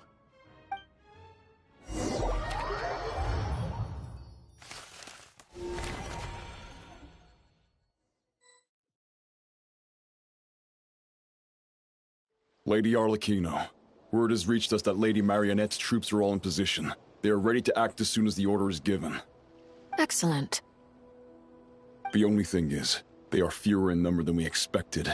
It looks like many of them must have lost their lives at the hand of the monsters released by the Doctor. Can't be helped. Allow them to join our ranks, and keep in contact. As you wish.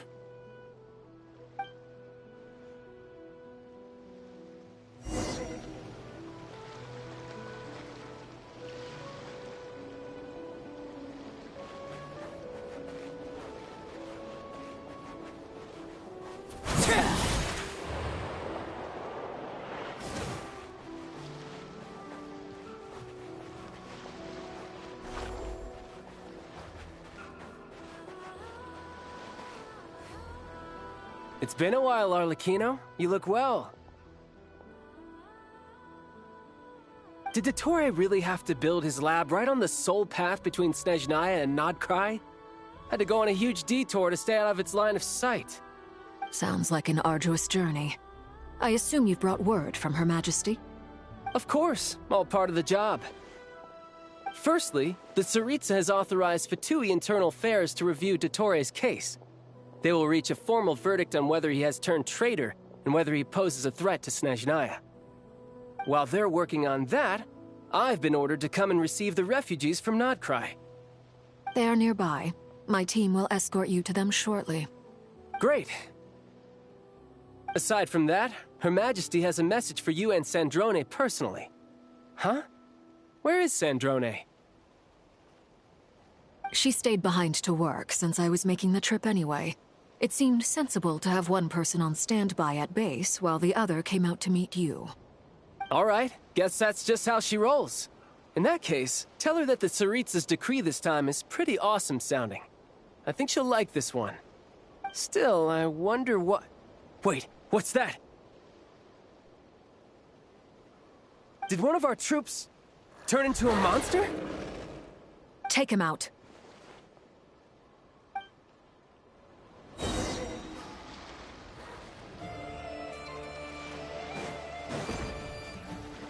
Witness my rise. Laid bare. You're mine.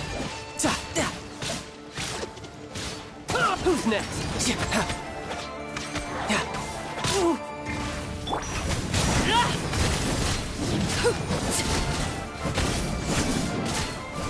You've gotten stronger, Arlecchino.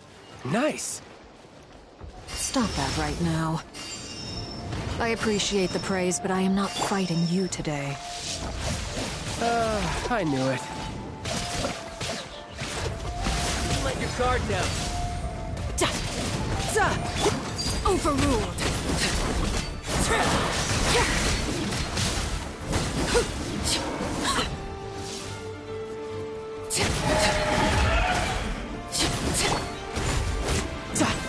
Tidal wave.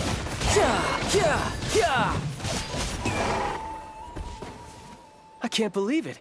He was a living, breathing human one moment, and the next... Another fine piece of work by our dear colleague, I'm afraid. What in the world has been going on in Nodcry? A lot. But long story short, Dottore stole 2 moon marrows that should have belonged to Columbina, then built a 3rd moon marrow of his own to concentrate the Trilunar Authority in his hands. What? What do you mean he built a moon marrow? People build roads and houses, not moon marrows. What's his next DIY project? He's gonna build a god? You could stand to be less surprised. We are harbingers. The work we are engaged in makes the creation of gods seem mundane by comparison. I tell everyone who asks that you once crossed swords with Rex Lapis while serving as a key supporter for Rosaline's plan. But right now, you're acting like a common adventurer. Thanks for speaking up for me. Those 2 really took me for a ride back then. Then again, surely no common adventurer would manage to get tangled up with them the way I did. That's gotta count in my favor, right? It almost sounds like you wish to repeat the experience. I might have to lower my opinion of you. No. I'll stop talking. Please, go on. Dottore is currently still experimenting with his newfound power in ways that continue to corrode the outside world. As for the human mutation, I believe this is simply a consequence of his experiments, and not a strategic move. That radiant beast was once a subordinate of Sandrone's. I suspect he was only allowed to live so that he could become an experimental subject. Also, those of us who fought Dottore have been afflicted with a curse. As such, I cannot leave Nodcry. This is so much worse than I thought. No wonder Her Majesty's decree is so extreme. While these exceptional circumstances persist, the Harbingers are hereby authorized to use unilateral executive powers. Should Dottore pose a threat, Arlecchino and Sandrone are permitted to eliminate him. My thanks to Her Majesty. I will pass these good tidings on to Sandrone. Her Majesty has also declared that she will refrain from launching an attack on the now evacuated Nodcry due to the presence of unretrieved research material. A wise decision. By the way, how's my old partner doing? I'm assuming they're with you? Partner? You mean the Traveler? I'm afraid I have bad news. He was captured after our failed assault in Dottore's lab. His whereabouts are currently unknown. What? Why? Since when does Dottore have a bone to pick with him? That is indeed the question. I'm not sure he does. He must have some other goal in mind. This won't do. I have to rescue him. You can't. We have no idea where the Traveler is. What am I supposed to do then? Stand here twiddling my thumbs? Sandrone is working on it. The best thing you can do right now is complete your mission. Fine. I guess I'll leave this to you then. One last thing. Tell the rooster to get the message out to the gods and citizens of every nation in Teyvat. Beware, an uncontrollable pollution is spreading forth from Nodcry. The source of that pollution is a madman drunk on the success of his experiments. The Fatui and our allies will endeavor to contain the threat. However, if Nodcry falls, things are likely to escalate. Considering Dottore is one of our own, all Fatui stationed in Nodcry consider it our duty to stay and fight him to the bitter end. Whatever the cost. Hey, don't be too pessimistic. If it comes to it, I'm sure Her Majesty won't stand by and do nothing. I hope you're right.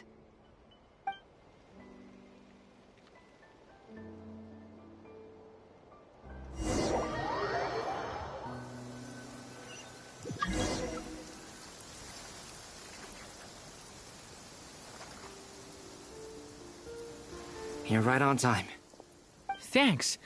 Hey, do you think I'll get that gliding exam exemption? I made sure I was on my best behavior in Mondstadt.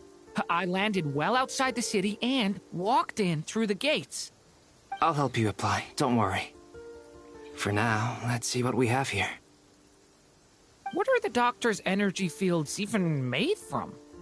The usual attract and repel principles that govern Kuvaki don't seem to apply to them. They are very mysterious, but ultimately, they appear to be comprised of energies from the three realms. Thanks to research by Master in the Hexen Circle, we know that Teyvat's 7 elements are derived from the more primordial power of the Light Realm, which is antagonistic with the power of the Void Realm. Since you have the power of the Dragon Durin within you, I'm sure you can already tell that this energy field contains no abyssal energy. That's true. It's not abyssal energy, it's something pure, wild, and untamed. I've been thinking about something. Do you still remember the device that Dory supplied from the Academia when you and Miss Columbina fought Rarier? That was one of the most marvelous feats of ingenuity I've ever seen. The design, the craftsmanship, the material selection. I couldn't fault any of it. Not to mention the operating principles. Surely the most ingenious feature of all. Dory didn't go into detail on how it functions, but I have a working theory. The clue was that Miss Columbina was somehow able to use the pyro energy that you provided, despite the fact that, as a moon goddess, she should only be able to use light realm energy in principle. Now, all elemental energy is, of course, derived from light realm energy to begin with. Hence, I suspect that the device works by restoring elemental energy to its original state. This presumes a theoretical model of the 7 elements akin to that of light refracted through a prism. Perhaps it is no mere analogy. Maybe there is indeed a prism in this model. I almost wonder if the idea for the device was conceived based on direct observations of said prism. It would explain how such an ironclad design concept was achieved. It is at once a masterwork of engineering and a groundbreaking application of the Academia's latest elemental theories. I suspect only Lesser Lord Kusanali herself could have devised such an ambitious technology. But back to the energy field before us. If this is pure light realm energy, its relation to elemental energy is one of integration versus division. Or you could say that the former contains the latter. Could this mean that elemental energy can dilute the power of the light realm? Should we give it a try? We should.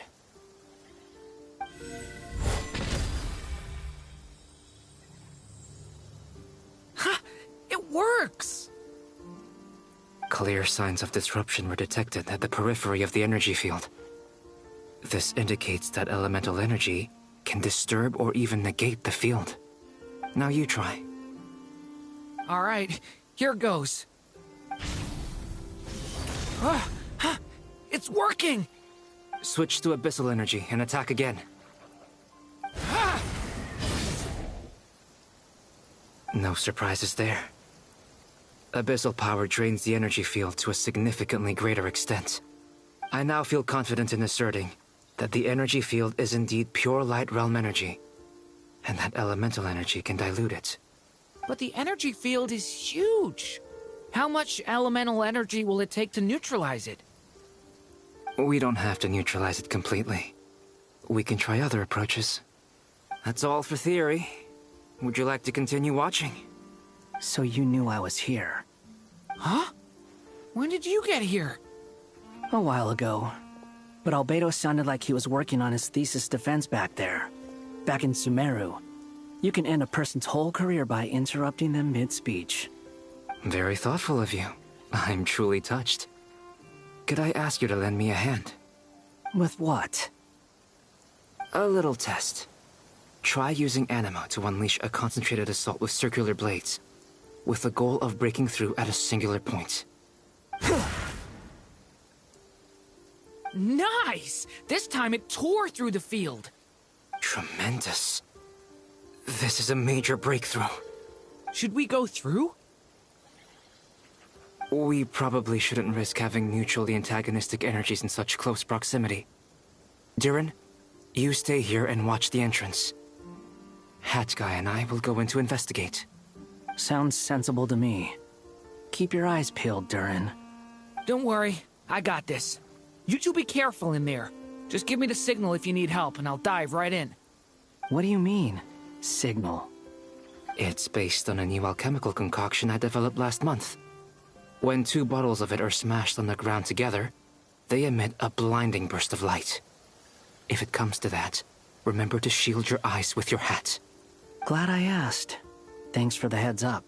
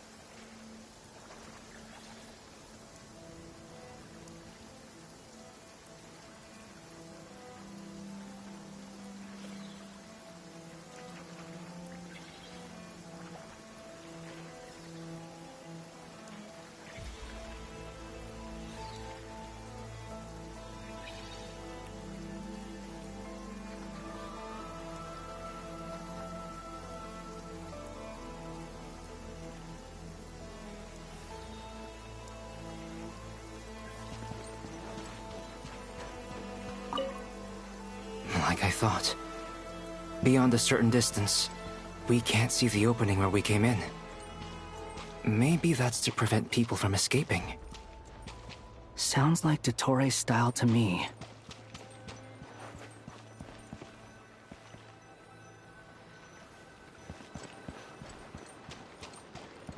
Not much has changed. Things are basically the same here as they were before the energy field appeared.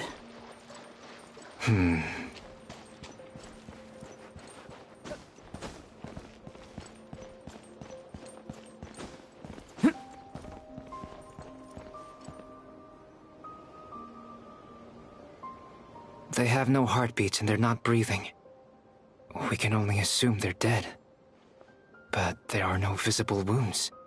Also, there's an animal squatting next to each body. It's watching us. That's not an animal's gaze. What are you trying to tell us? Doesn't seem eager to talk. I guess maybe it's just an animal after all. Let's keep looking around.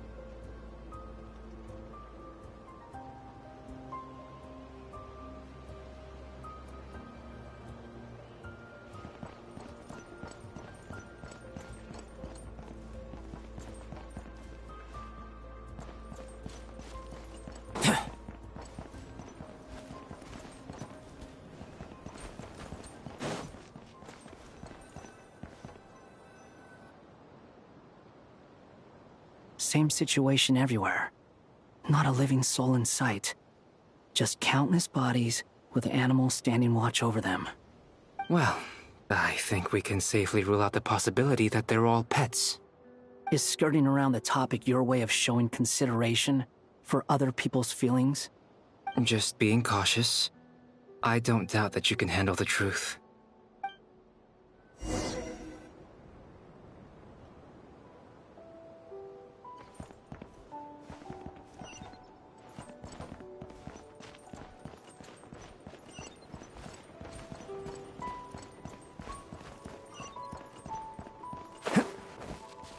Careful. Please. Help us. Please. Over there. I hear a voice.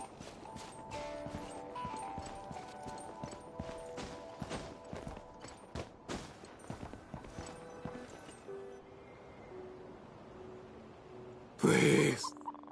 Help us. Please. What happened here? I don't know. Suddenly, everyone collapsed. Then my line of sight got lower.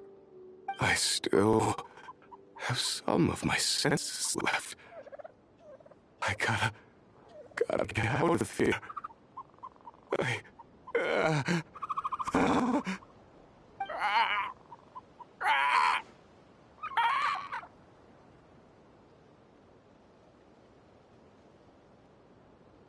It looks like there's a huge experiment going on inside this energy field. Maybe each energy field is its own giant experiment. Vile. He's swapping human minds with those of animals. Even without the other circumstances, this would be an extremely radical experiment. Those people may have lost their sense of selves, but they are not fully animals either. If they were, they would have left. But instead, their instincts are driving them to remain by their dead bodies. We should go. No sense in sticking around here longer than we need to. Agreed.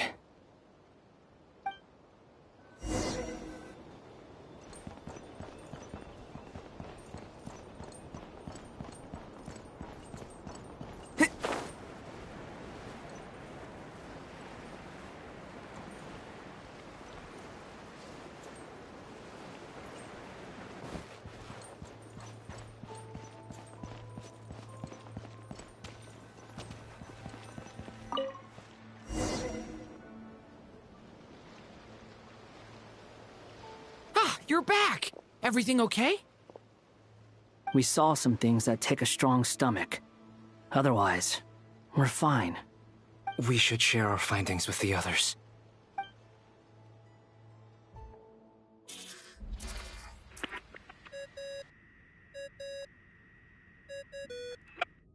Yes? Who is it? Miss Nefer, it's me, Albedo. We found a way to break through the energy fields. With enough control, it's possible to tear them open using elemental energy. Also, we managed to take a look inside. Dottore is carrying out his cruel experiments on an immense scale. Any residents who have failed to evacuate in time will likely meet a grisly end. Sounds like he's living down to our expectations. Might I ask how things are proceeding on your end? I'm just about to get started. I'll be in touch once I have a result. Understood. Stay safe. I will.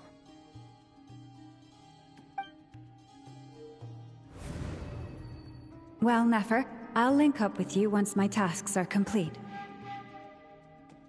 What makes you think I'd need you to do that? I'll need it. And considering the way you approach certain matters, I think you'll be better off with me present.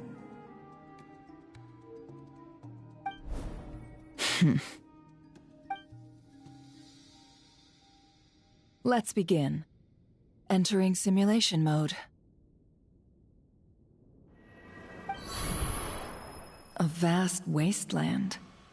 Is this the Traveler's inner world?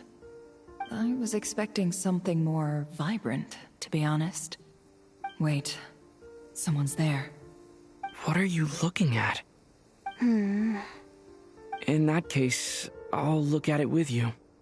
I want to know all about everything you've seen and experienced. Is there somewhere I should return to? Or should I stay here and be the hero everyone says I am? I don't dislike my current life. Roaming the land, fighting battles, accomplishing missions, earning a living, looking after Paimon. It's not so bad. I guess the only thing that's missing is that you're not here with me. This is the conscious layer, which contains a person's true feelings. It is filled with both longing and kindness. I suppose anyone who lives long enough ends up wishing for someone who can't be there. Maybe it's the only way we can feel truly alive. Time to delve a little deeper.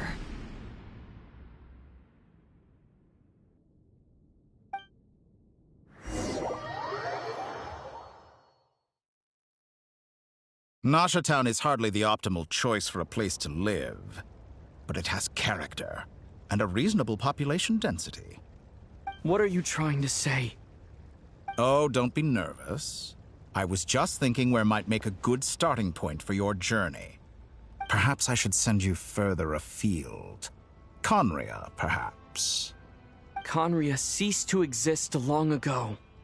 Once again, you fail to understand the possibilities that the Tri-Lune creates. Anything that has existed in the past, I can now recreate. You simply do not wish to see that happen. That might be because you miss your sibling and fear getting answers that you are not ready to learn. But this is not for me to judge. If we are to collaborate, we need to maintain an amicable relationship. In a moment, you will be able to... Oh no. What are you...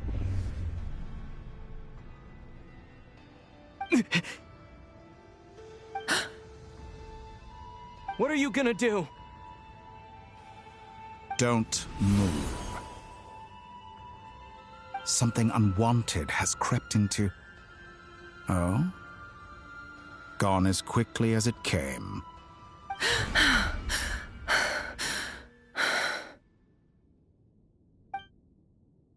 Did you save me? If I hadn't cut the connection, Dottore might have caught you from the other side and destroyed you. This was a good idea, but once is plenty. You were exceptionally brave. Excellent work. Thanks, but now's not the time for that.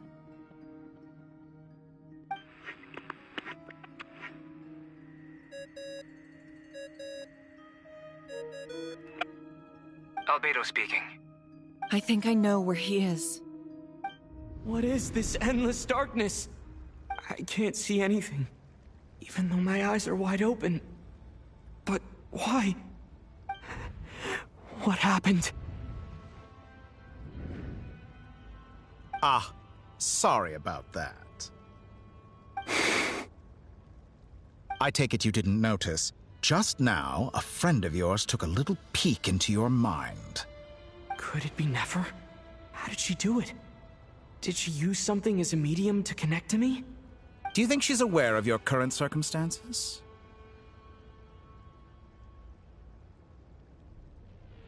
Oh dear. Have I stunned you into silence?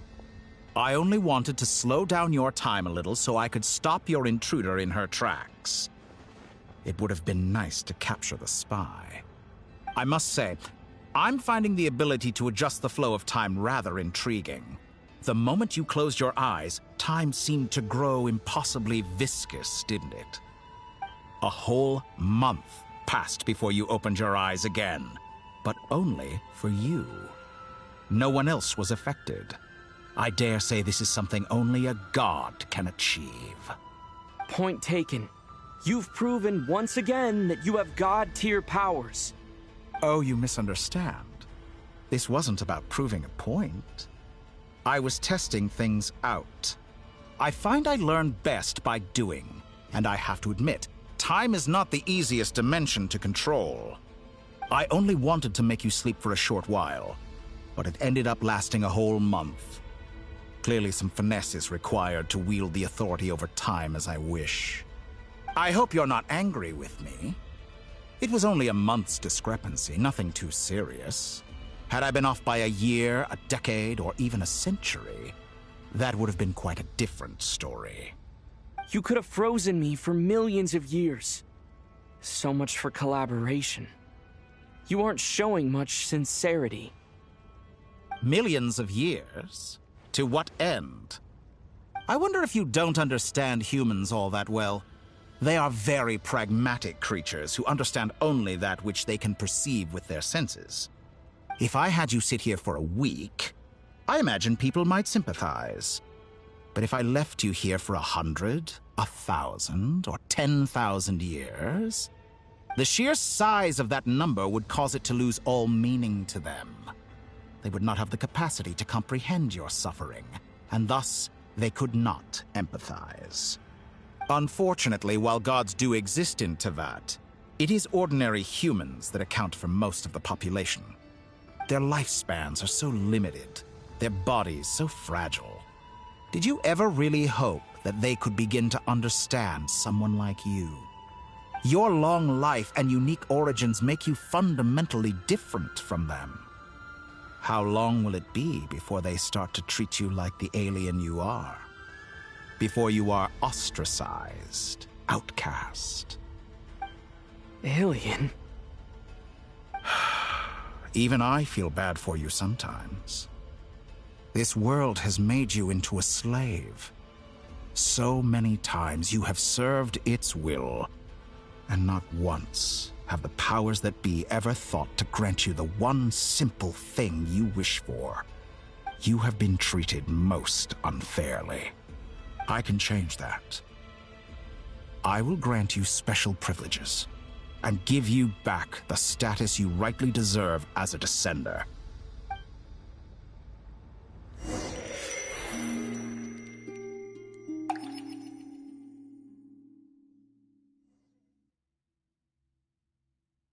I've entered the past 3 times at this point, but I still have so many questions. For instance, beyond each point being further back in time than the last, what determines the specific locations at which I can make entry? So far, the common thread linking all 3 scenarios is that the Traveler has been present. But it's more than that. I know I sensed something familiar around him. What was it? I'll keep this question in mind as I carry on.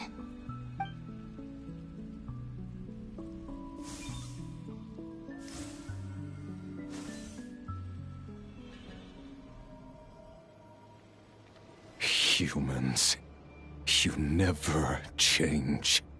Always trying to use powers you neither comprehend nor control. This looks like Star Sand Shoal. Was this before Rerir regained his physical form?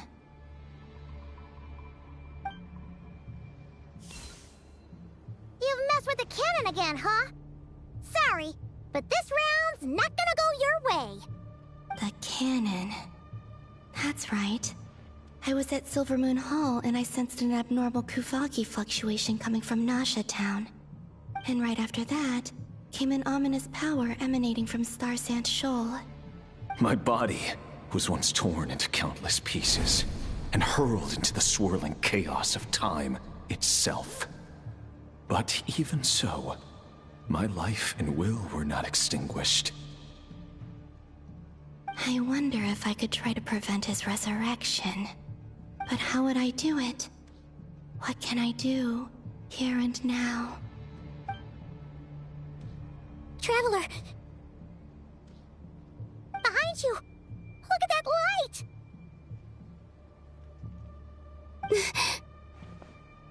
No, I won't make it in time.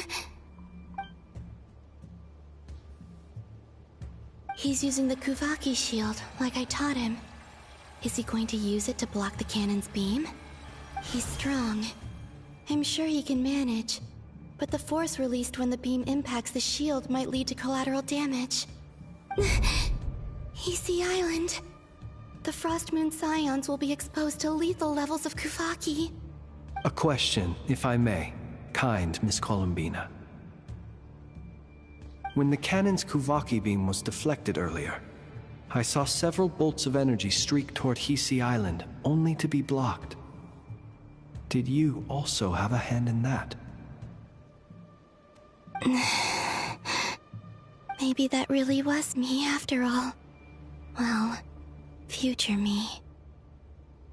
But I don't know if I have enough power left. Sigi sato pasa sax, niti ipotofutos. There's no time. Osestikos paratin tiran to risuiku, to pirto aithion veraton. I have to make it. Oh, Frost Moon. Oh, great land. Oh, slumbering moonlight of Nodcry. If you can hear me, if you can sense my call, then please, heed me once more!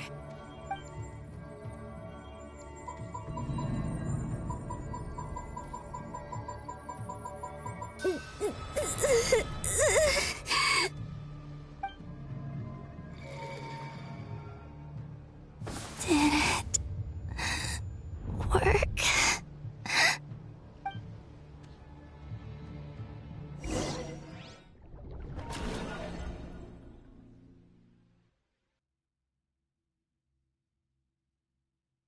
Hey, wake up. Hey, did you hear me? Columbina, I said wake up now! Oh, good morning, Sandrone. It's 3 in the afternoon, actually. And could you kindly not use my quarters as your personal nap room next time? But I feel so safe here. And your coffee, right? It's so bitter, but it smells lovely. It's like you were raised by wolves in a forest or something. What did you drink growing up? Grass tea? The Frost Moon Scions certainly led a more frugal existence than the Fatui. Then I'll bet you've never eaten one of these before. It smells delicious. That's because it's a Fontanian recipe. I had a little free time today, so I made a batch. Rosaline will be here shortly, but if you really can't wait, I guess you can go ahead and... Hey, at least let me finish before you start eating! Did the Frost Moon Scions not teach you basic table manners? Or did the rules not apply to you because you're the high and mighty moon goddess? These are so tasty. Of course they are. I made them. I was worried they might contain traces of machine oil. What?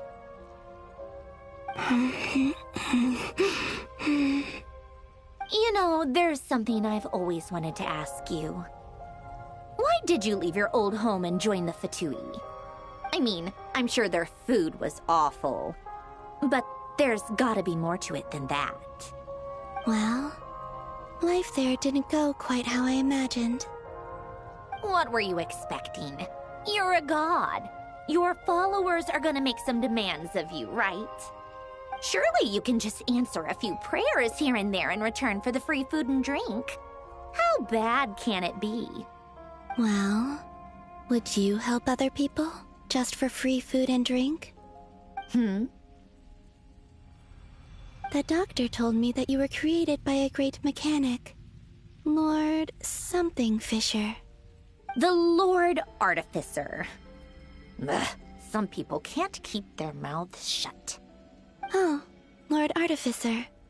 And didn't he have something to do with the, narcissist? Narcissenkreuz Ordo. Yes, that was it. Narcissenkreuz Ordo. So, would you try to fulfill their wishes? You must be joking. I wouldn't go even if they paid me. I don't even know them. Exactly. Well, I felt the same way. I did not know the people who made demands of me. Huh. What do you know? We're on the same page for once. In his later years, Alan did ask me if there was anything I wanted to do. If I had any wishes of my own. Well, I don't. And I'm not in any mood to fulfill someone else's either. Who's Alain? He was the... You know what? Never mind. You're not gonna remember. Anyway, the point I'm trying to make is, neither of us is the self-sacrificing type. Let me ask you this. What sort of place would you like to live in, if you could choose? A place where people don't ask me for things I cannot give them. Where they don't worship me, or fear me, but just want to chat with me like a normal person. I'd also like the freedom to come and go as I please. And ideally, it would be somewhere with the smell of coffee and snacks. Not to burst your bubble, but no such place exists in the world. Now, take your snacks and scram.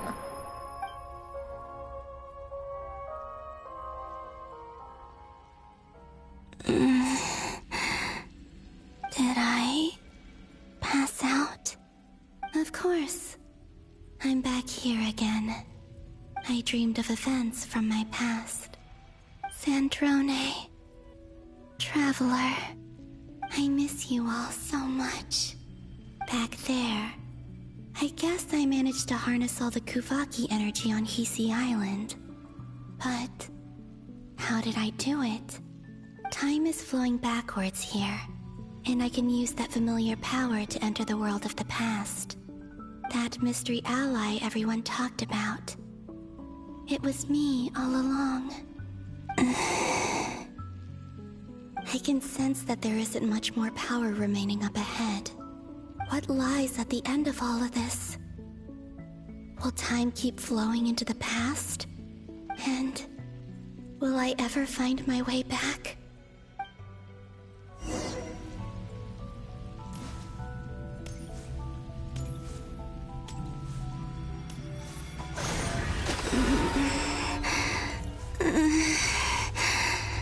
It's getting harder and harder to use my power.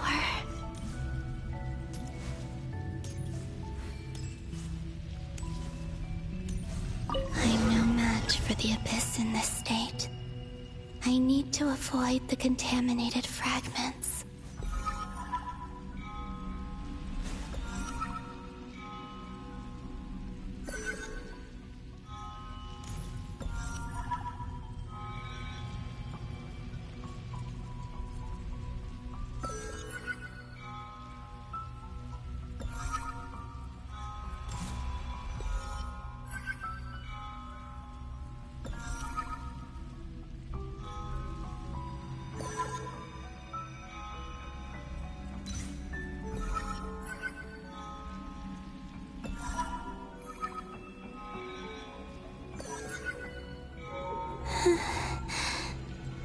Time to go.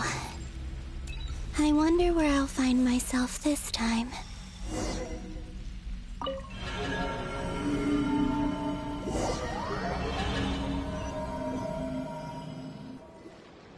The Final Night Cemetery. This is where Flint's is based. Or not! How are we supposed to read through this many files? Difficult, yes, but it is also our most efficient option. Seems like they're searching for information. Oh, I remember. Flint's and Varka talked about some files on the Wild Hunt. Was this my doing too? To expose the true intentions of this Rereer, we need to dive into Notcry's history. Are my actions changing the past? Or are they simply completing a process? Is all of this inevitable? Or am I the one making these decisions? If I choose not to help them now, will it change how things turn out? Ah, Hope we don't land on our heads then. They're my friends. I can't not help them.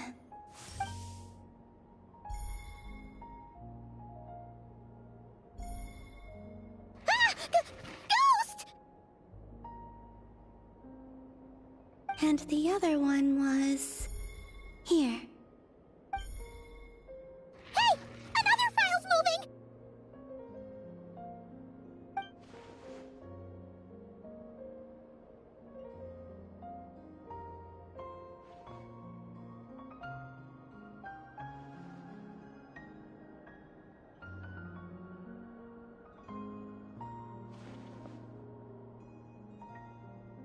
That should do it.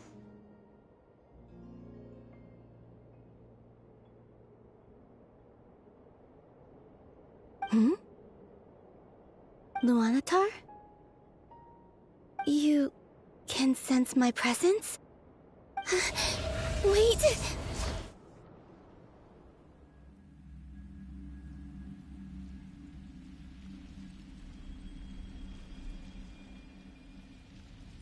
Luanatar. So she's that familiar presence I've been sensing all along. She's always been by the Traveler's side. That explains why the Traveler has been there each time I've entered the past.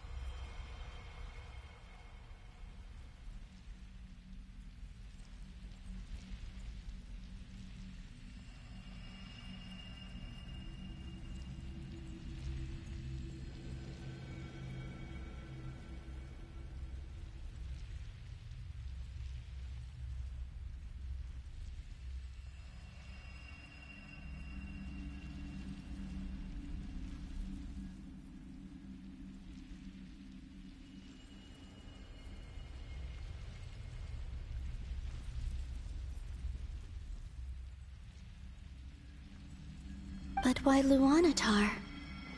Is it because she has a connection to me as the Moon Goddess's familiar? If so, why not any other Kuhenki? That's...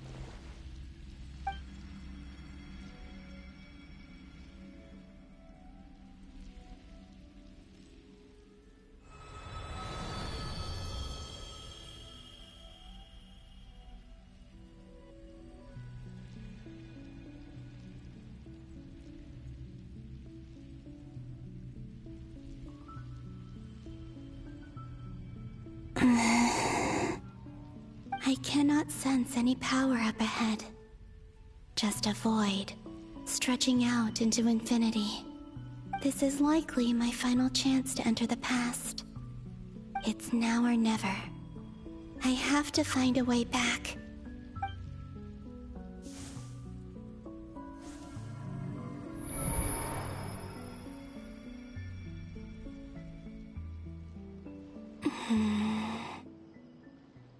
Easy Island?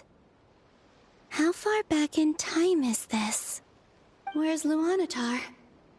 I can't sense her presence this time.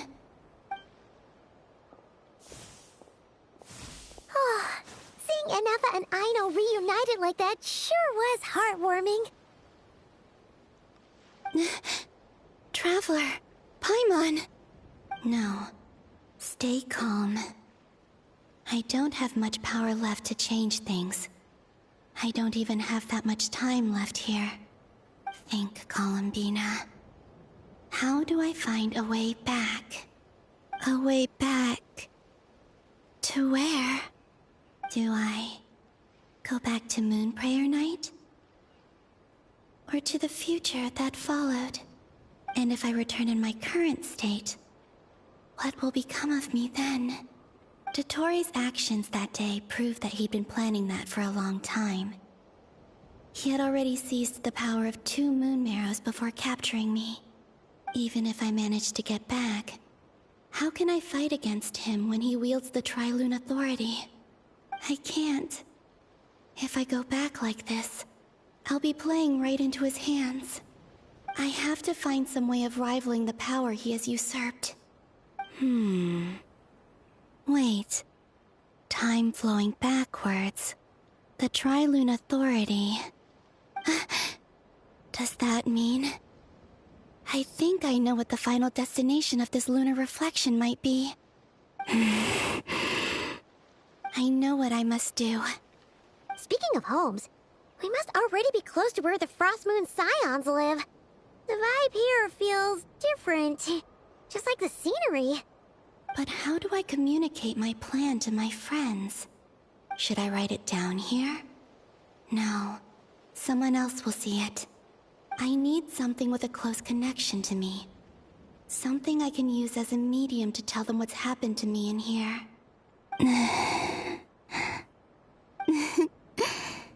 Now it makes sense.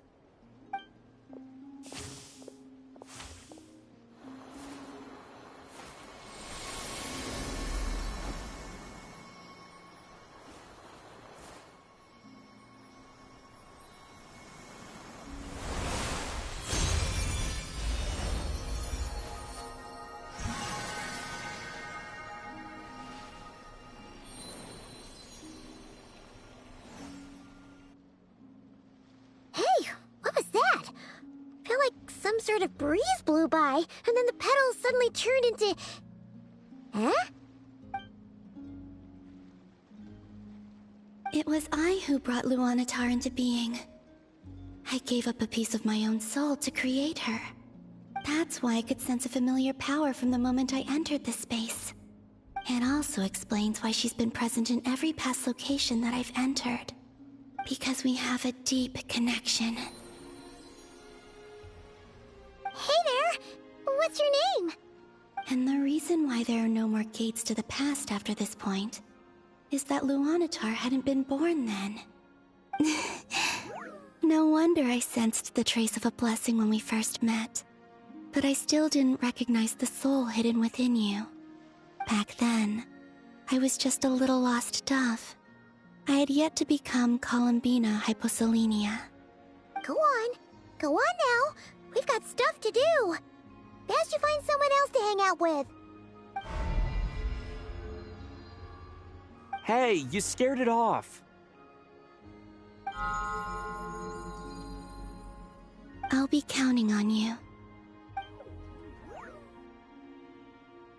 Remember to stay by the traveler's side, guide him, and help him in my stead. Oh, and bring him to the garden where the moon prayer blossoms grow. There's a little lost dove there who will need his help.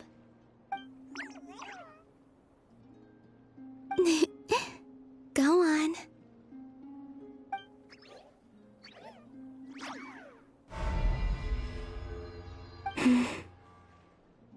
You too. Go and live your story. As for mine must go in a different direction.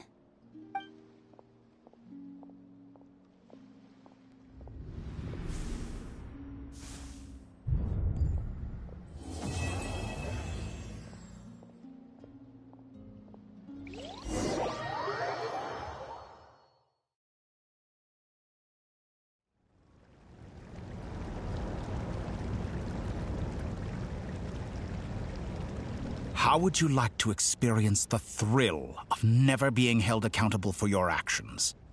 You could crush people like ants without consequence, or tear off their heads or limbs as you please. Believe me, such a life is but one small step away. What point is he trying to make? Freedom? But the freedom to kill? To do evil and get away with it? Why would you offer me that? The creation of a world is the ultimate scientific experiment. I have taken my research to the highest level, where I shall be not just a god, but also a servant to many sacred spirits. I shall heed the truth and perform holy deeds. A god's laboratory is the perfect playground, but it needs the right occupant to explore its full potential. Mortals are found everywhere one looks. Not so with Descenders. I'd prefer my first guest to be a distinguished individual such as yourself. And I know you could make the most of the opportunities it offers. So the condition for entering the new world is to take innocent lives. The same dilemma that Rerir once faced. Could I really bring myself to kill others for my own benefit? Rerir did. And look where it got him. Have you made up your mind? I can't do it. Your playground is no place for me. You're putting your hopes in the wrong person. But we both know I'm not quite the hero you say I am either. I have my own reasons for the journey I'm on. And they aren't all selfless. You've grown a lot since we last met. But there are still things you are unwilling to compromise on.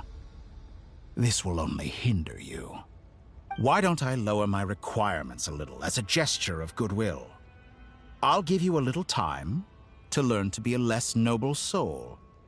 That'll make things much easier for you. I really doubt I could live that sort of life. And yet you already sound less defiant than a moment ago. The benefits appeal to you because you can read the signs of the times. Why don't we return to my research facility? Your last visit was so rushed. There is much that I have yet to show you.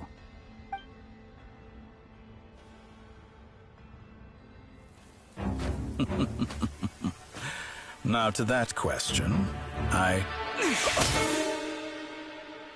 Heroes don't attack from behind. Guess I'm no hero. This is most disappointing.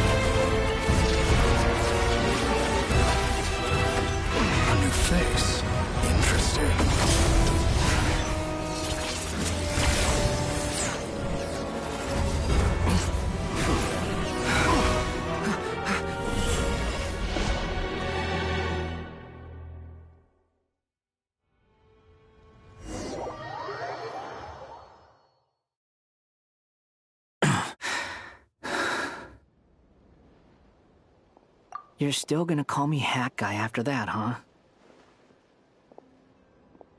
I didn't see anyone else in there who needed saving.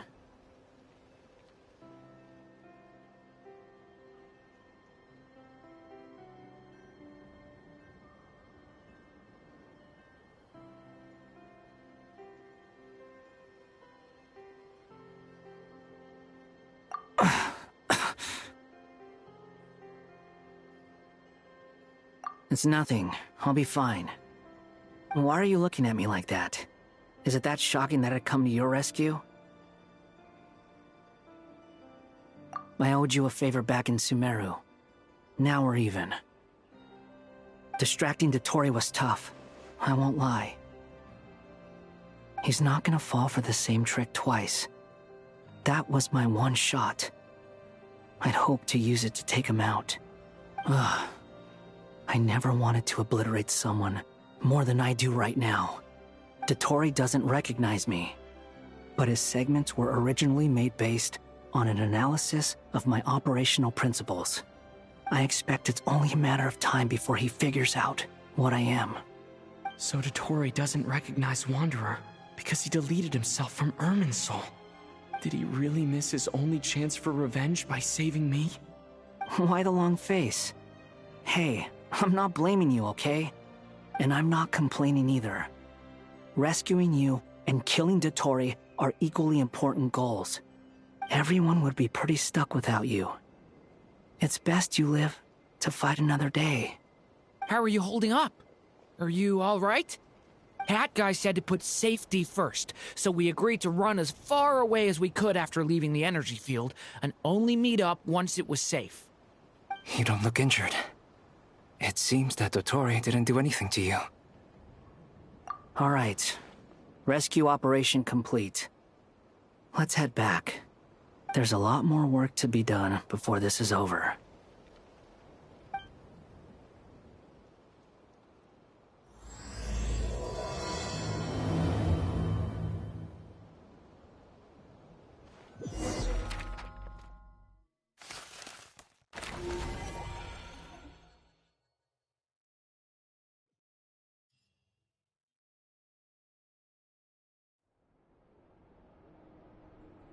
Understood.